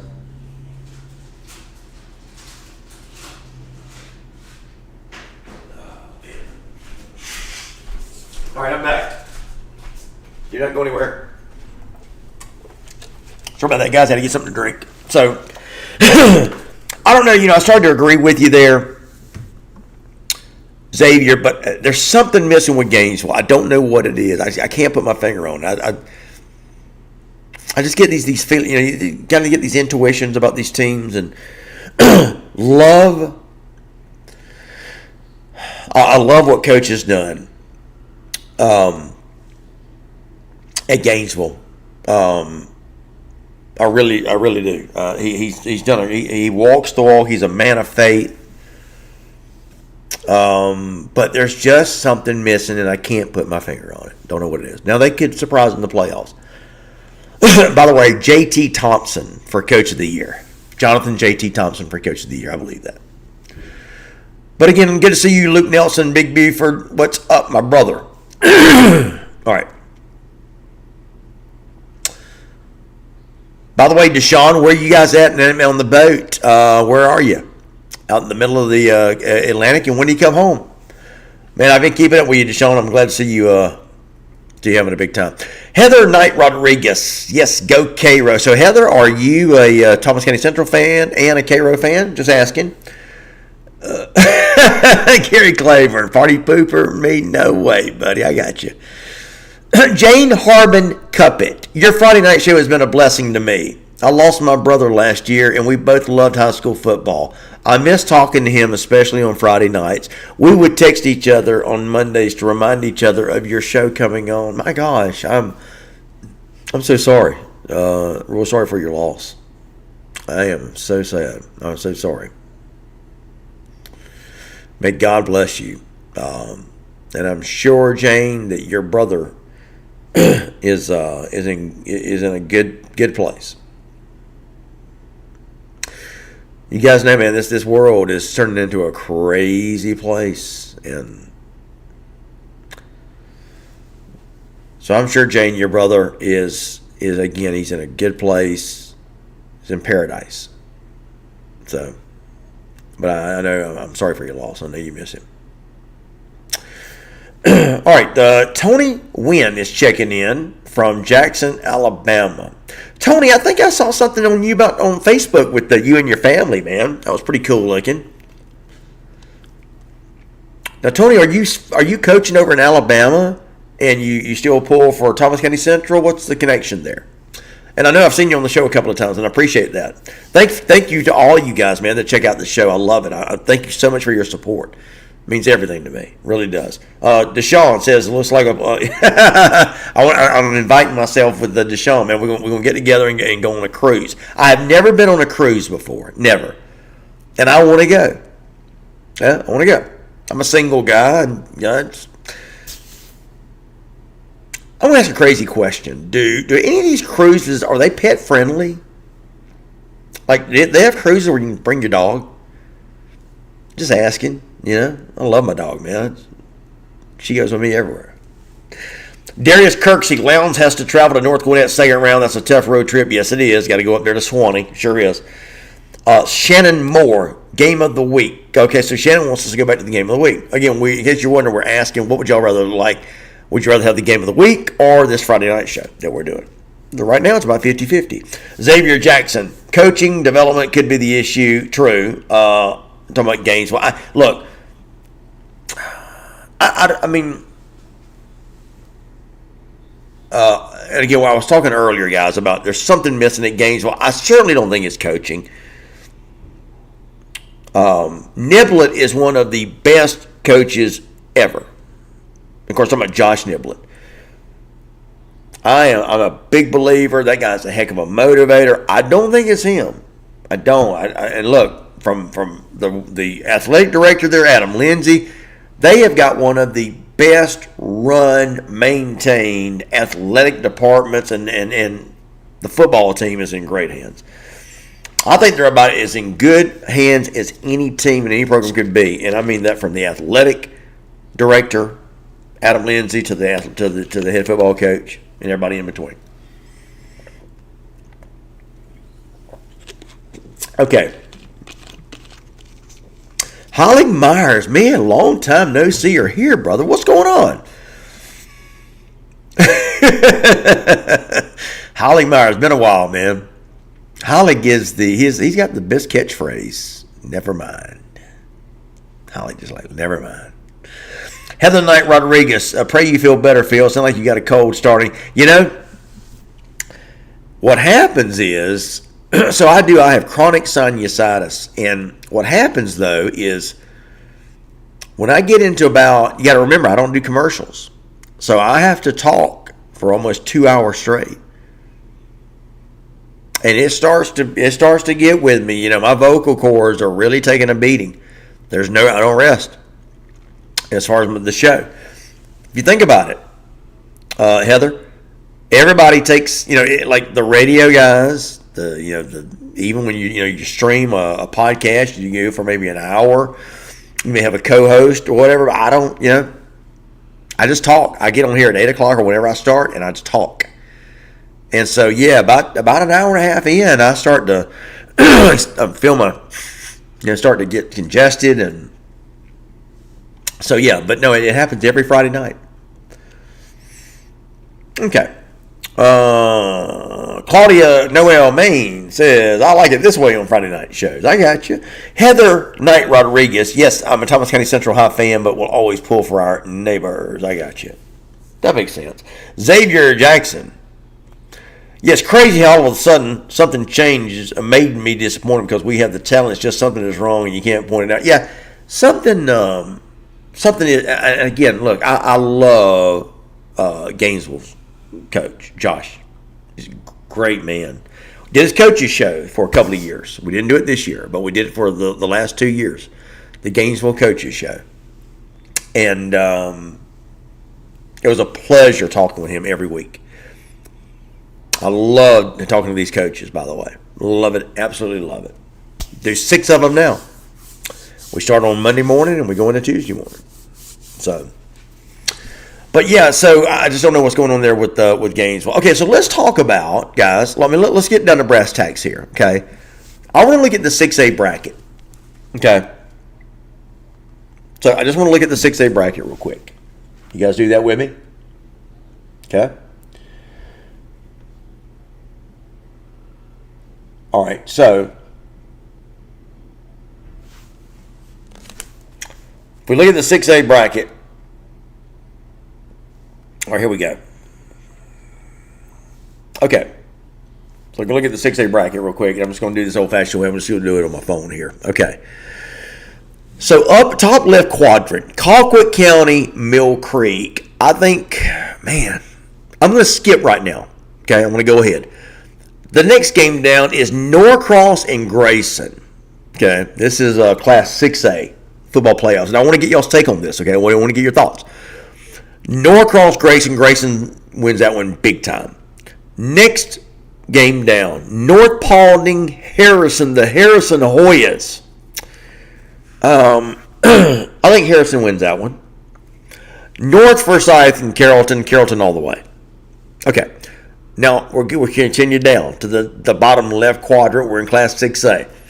Collins Hill and Lowndes.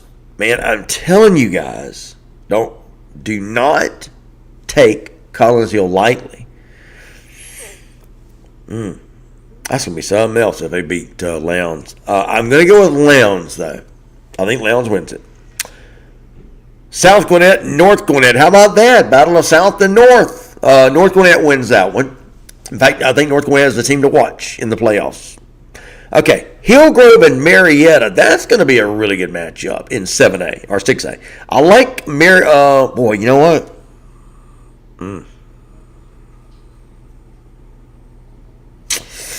Okay, I got to come back to that one too. East Coweta and West Forsyth. I like East Coweta in that one. Okay, so we're going to go over to the right-hand side of the bracket now. We got Lambert and Douglas County. Douglas County wins that one. Paulding County and North Cobb. North Cobb will win that one. Peachtree Ridge and Newton. The big Fig Newton. I like Peachtree Ridge in an upset. Richmond Hill and Beaufort. Beaufort's going to win that one. It's tough for us. It's a tough draw. But you know what? Coach Matt Lozada is a great coach. Okay, now, so let's go back now and start looking at some of these games. Where is Valdosta at? Why did I not call out Valdosta? Okay, sorry about that. Somehow I missed them. Okay. Well, gosh, I didn't even do that top right quadrant, did I? Okay, sorry about that. So top right quadrant, Westlake, Denmark. Westlake wins that one, I think. Walton, McEachern. McEachern's going to win that one. That's going to be a good first-round matchup, though, guys. That's a good one. That's a very good one. But McEachern, I like McEachern. I like him a lot. Archer and Brookwood. Now, this is going to be a good one. This is a battle of Region 6 and 7, the 2 and the 3 seeds, respectively. I like... I'm going to go with... So I took McKeith. I'm going to go with Brookwood against Archer. And then Dacula and Valdosta. Going with Valdosta in that one. So let's take a look at this thing. So Valdosta advances to the second round. They play Brookwood or Archer. Now, look. I know a lot of people right now are jumping the gun and saying, oh, yeah, Valdosta, we got McEachern. And then we got Buford. Guys, no. I wouldn't do that if I were you. Now, do I think Valdosta's going to lose? No. But as we've seen, Valdosta's got this penchant for just, they can't get out of their own way sometimes.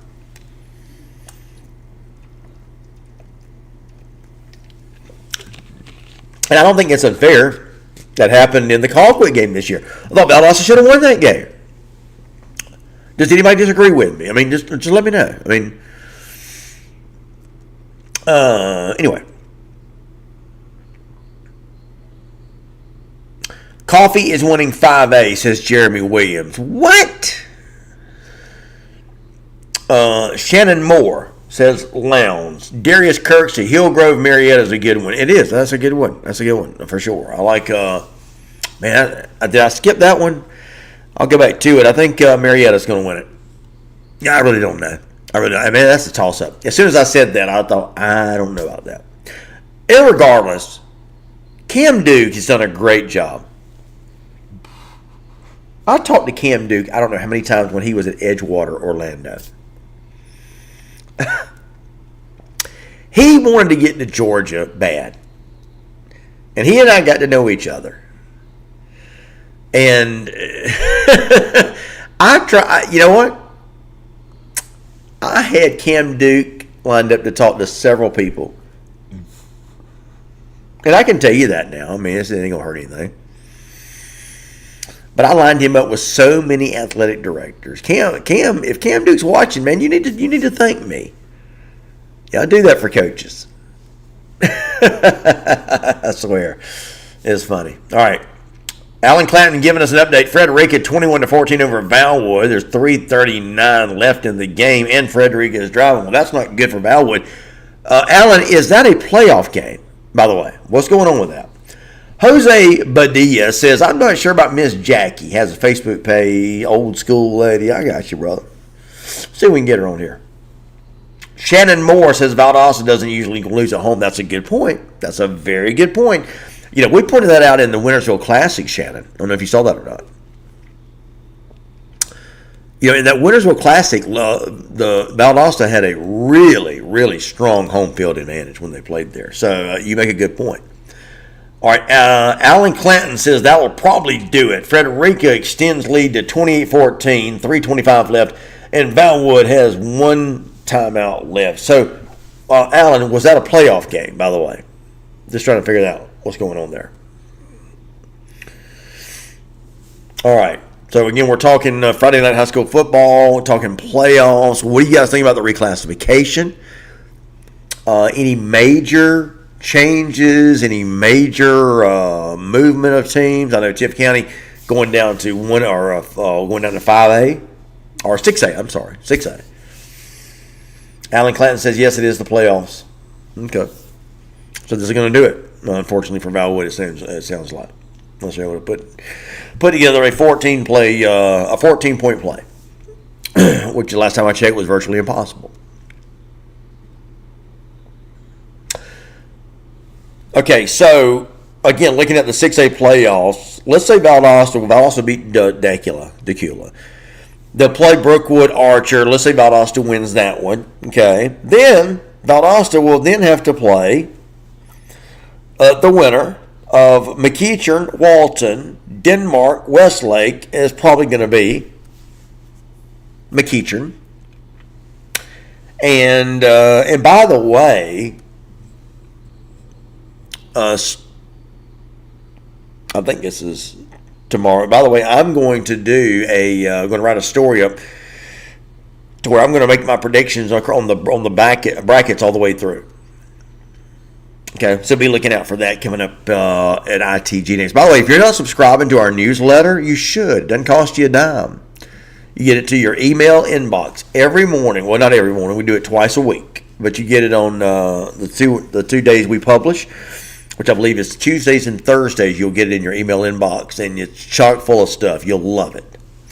Again, that's our weekly newsletter. Okay, so check it out, guys. You can check it out online. All right, our website, ITG Next. Jeremy Williams. Okay, Jeremy Williams is coming in here just trying to get attention. Valdosta is going to beat Grayson for the state championship. Okay.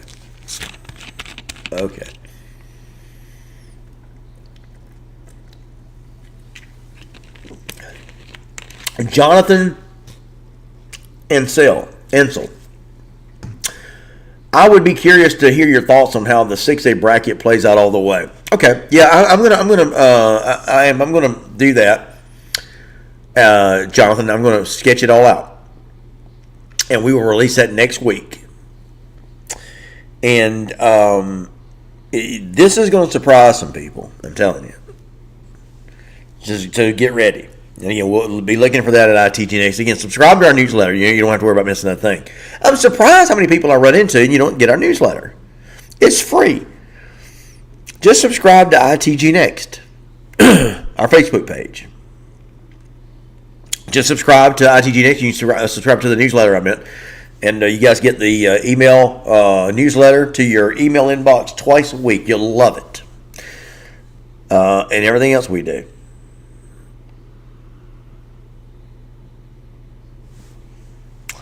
Alan Clanton says, and right as I typed that, Valwood with a huge touchdown run. How about that? It ain't over yet. So that makes it 28-21. How much time's left, though, Alan? And does Valwood have any timeouts left? So just want to know about that. Unbelievable night, 9:51. We're going to take you up to 10 o'clock. We've been doing our special Friday night scoreboard show. We normally do this from 10 to midnight, but we thought we'd move it up since we didn't have any football. And by the way, I don't mind going a little bit longer. Alan Clanton says 3 minutes, 13 seconds left. So, look, we got to stop at 10 o'clock, man. You guys want to go keep yakking? We'll keep chatting. We'll keep yakking for sure. Jose Badillo, Mr. Phil, I'm going to call the Feinbaum show and give you the props, and maybe you can be on their show at the next level. You'd be a great host. That's very kind of you to say that, Jose Badillo. I really do appreciate that, buddy. That's very nice of you to say, man. I don't know about that, though. I yak a lot.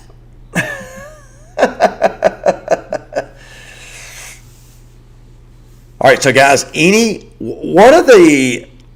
I'm going to ask you a couple of questions because we got, look, I want to hear you guys. We don't have to stop at 10 o'clock, so you guys don't bail out. Don't bail out on me. Don't do that. You got nothing else to do. I had said back before the year that this was going to be the year of the repeat, meaning the year of the repeat state champions. Okay, so can I still safely assume that Milton will repeat as state champion? Tough, ain't it? What about Bowden? Now, Bowden intrigues me. I love Rich Finley. Love the guy. By the way, Rich Finley was so stoked that his team, I put them in the top 25. Look, I am not a guy that gets hung up on how many A's you have on your, on your uniform, or how many A's you have in front of your name, I should say. And by that, I mean a lot of people, I can tell, they think, like with Worth County, I have Worth County, I think, ranked number 10. This is our all-classification top 25. Look, Worth County is going to they'll have a very good shot at winning a state championship. Okay. And when they do, they're obviously going to be a top 10 team.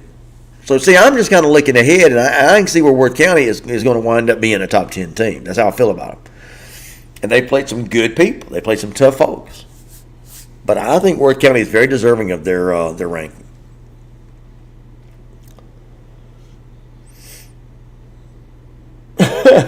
Shannon Moore says we want to hear the end of the Valwood game. Okay, let's do it. Let's do it, Shannon. All right, Alan Clanton, can you bring us up to speed on the end of the Valwood game? So Alan Clanton, last thing he had, well, they must have scored quickly because Alan Clanton said that there was like 3 minutes, 30 seconds left. There's 3:13, so Valdosta got a touchdown. Was that a quick return, Alan? Or what happened? Valdosta strikes quickly to pull within a touchdown. 3:13 left. I think Valdosta has a timeout. So Shannon Moore, stay with us. We're trying to give you an update, trying to give you the end of this Valwood game. Valwood goes for it on 4th down, waiting for measurement. Oh, look out! Are you kidding me, Alan? About a 90-yard quarterback draw. Unbelievable, man. Greg Maddox says TCC is going to win 5A. Wouldn't be surprised with that, brother. Wouldn't be surprised. So what do y'all think? 6A, who's your state champion? I'm going to go with Buford Wolves. Who's your 6A? Who's your 5A state champion? I'm going to go with Greg Maddox. He's a Hall of Fame pitcher, after all.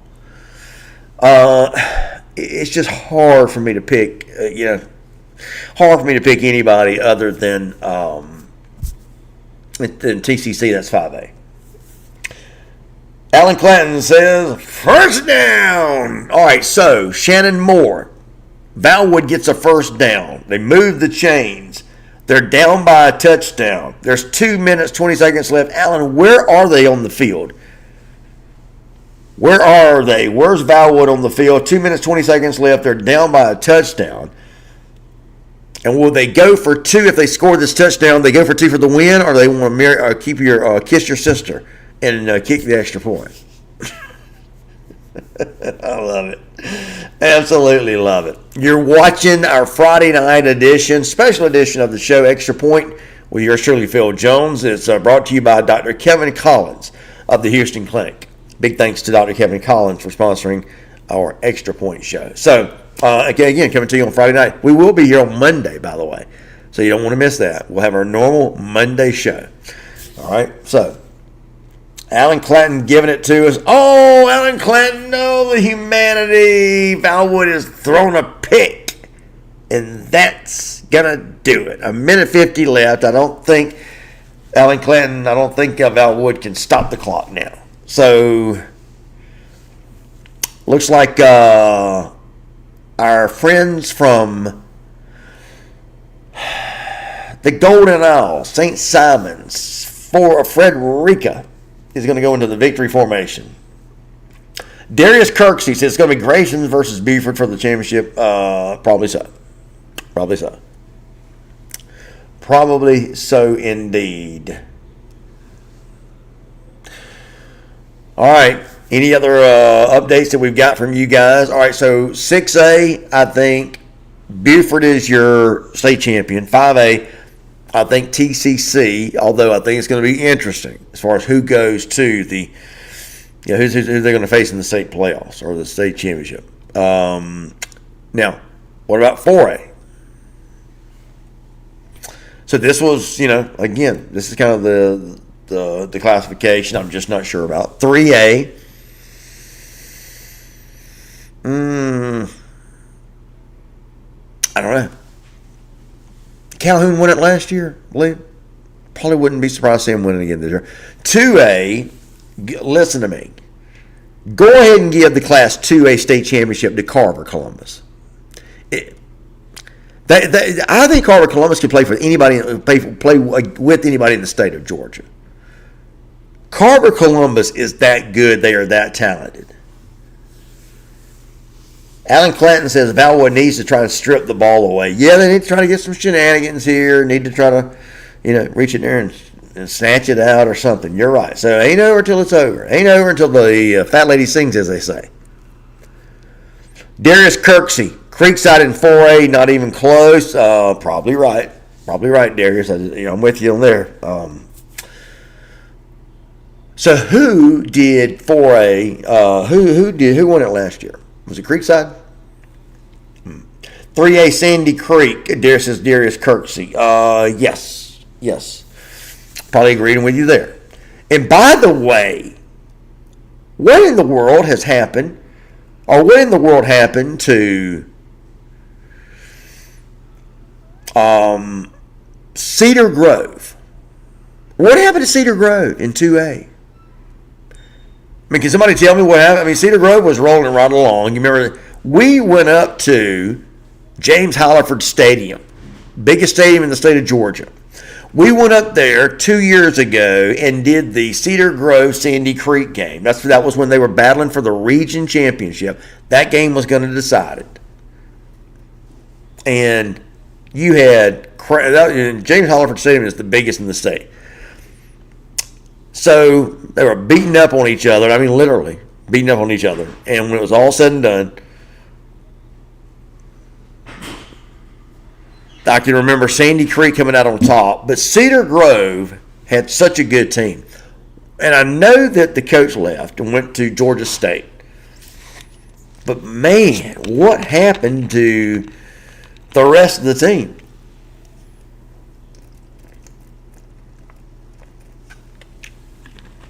Unbelievable. I tell you, there's a couple of these teams you got to wonder, what happened to. So what happened to Cedar Grove? What happened to Eagles Landing Christian Academy, by the way? Remember ELCA? What happened to them, guys? Darius Kirksey, coach left Cedar Grove. Everybody left and went their separate ways, including the players. Yeah, that's true. That's true. I remember a lot of the team left and went over to, where was the school? Was it Spalding County or somewhere? I can't remember.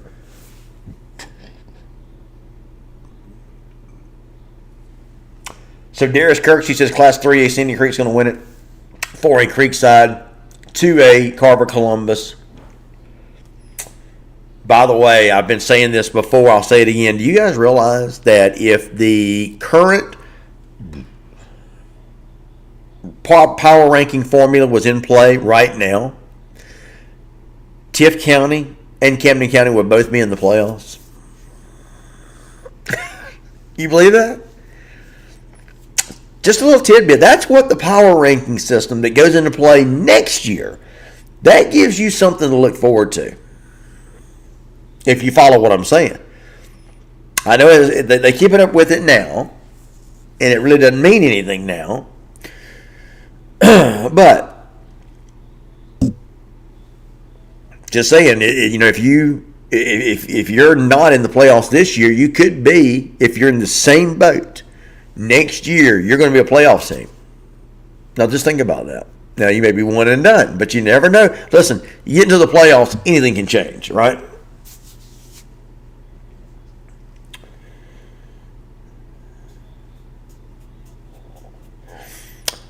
All right, if you're watching the show, let me hear from you guys as we wind things down on this Friday night. No football, can you believe it? You know what happened, by the way? And while we have this void,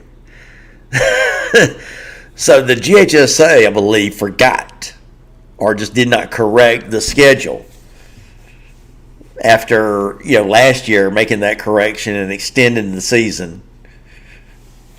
And they forgot to account for this particular. That's my take on it, to be honest with you. That's okay. This is going to be the third overall bye week. Teams don't need. I mean, high school kids don't need this kind of break. I don't need this kind of break. Anyway, it is what it is. Just no need to argue. Like I said, no need to argue cry over spilled milk. It's done. It is absolutely done. All right, guys, just a few more minutes and we'll probably wrap things up. Again, talking about the Georgia High School Football Association reclassification begins with this upcoming season. Remember, that means also that your team's schedules are going to change. They'll be updated as well. And remember, you're going to have a little bit tighter situation with your schedules there. In other words, this past season was the second year of the agreement, so really not much you could do about your schedule. And now, you're going to have teams that are going to be left out, or teams that are not going to have a favorable schedule. And remember, teams are going to have to change things because there's going to be a lot riding on the power ranking system. And if you go schedule a bunch of cream puffs again, then you may not have the most honest playoff seeding that you're looking for. That's why it pays to play tough. It pays to play tough. So we shall see. Daryl Britt, what's up, Daryl? Daryl, where you been, man? Wait a minute, you went to, where'd you go? South Carolina, Alaska, somewhere? Daryl Britt says, Phil Jones, I just came back from an epic 2-round playoff matchup. Westbrook High School defeated Marshwood High School 15-12 to advance to the high school playoffs. Historic victory for Westbrook High School. They have not won nor have they been behind in playoffs in decades. Now, where is that, Daryl? Where is that, my man? I know that you've told us that before. Daryl, it's great to hear from you, by the way, man. Always love to hear from you, brother. Where you at, Daryl? Let us know, man. Shannon Moore, I feel lost with no game tonight. Yeah, Shannon, I get you. We all do. That's why I wanted to do the show tonight, to kind of fill in some of the gap, I wanted to fill in, some of these gaps and let everybody kind of get in here and talk football. And, just it's kind of a group therapy thing. You got to love it, right? All right. But Daryl Britt, great to hear from you, my man, for sure. Love it. Absolutely love it. All right. So Allen Clanton has that Valwood game going final yet. How many of you will travel to watch your favorite team in the playoffs? That's another thing. Sean Calhoun and I talked about this on his coaches show. By the way, you guys don't want to miss our coaches show coming up. We'll do Colquitt County, as we've been doing all year. Roswell. How do you like Roswell's chances in 5A, guys? Come on now. Think about what Roswell has had to do in the last 3 weeks of the season. Roswell had to beat Milton and Gainesville in back-to-back games to win that region. Do y'all understand how hard that is? I mean, very difficult. And obviously, Roswell has earned the right for the region title. Now, can they back that up in the playoffs? Can they make a run? You know, there's a lot of people don't seem to be giving Roswell the credit, and I don't know why that is. But Jonathan J.T. Thompson, maybe for Coach of the Year. Although Jeremy Edwards has done himself a well of a job as well, hadn't he? Incredible. Steve Reynolds Boulevard. What's going on, Steve?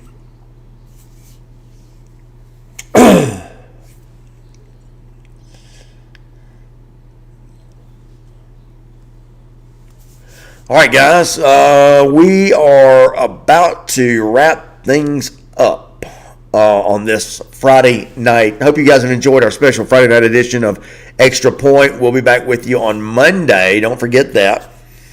Monday, 5:30 to 7:30. We'll get in here and we'll get a little bit more in depth with our high school football show. We'll probably have a coach or two on. That's something else, by the way, guys, we're going to start doing.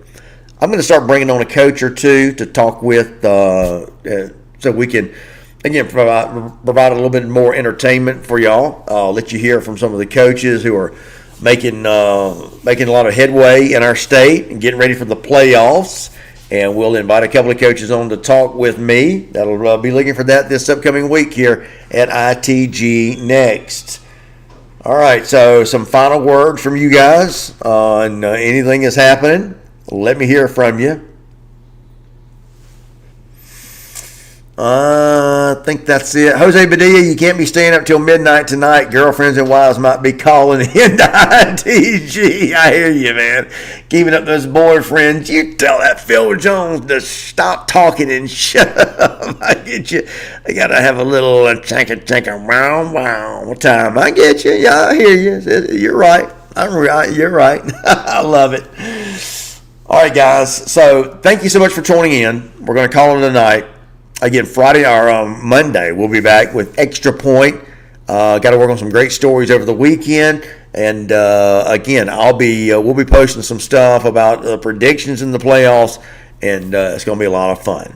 Until Monday, hope you guys have a great weekend. Georgia plays tomorrow.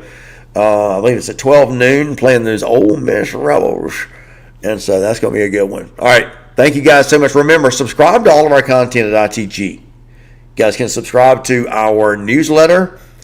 Again, it comes out twice a week. All you got to do is go to you can subscribe to our newsletter, check it out online, and there's nothing to it. It's just easy peasy. So do that. Until next week, have a great week, guys. Have a great weekend.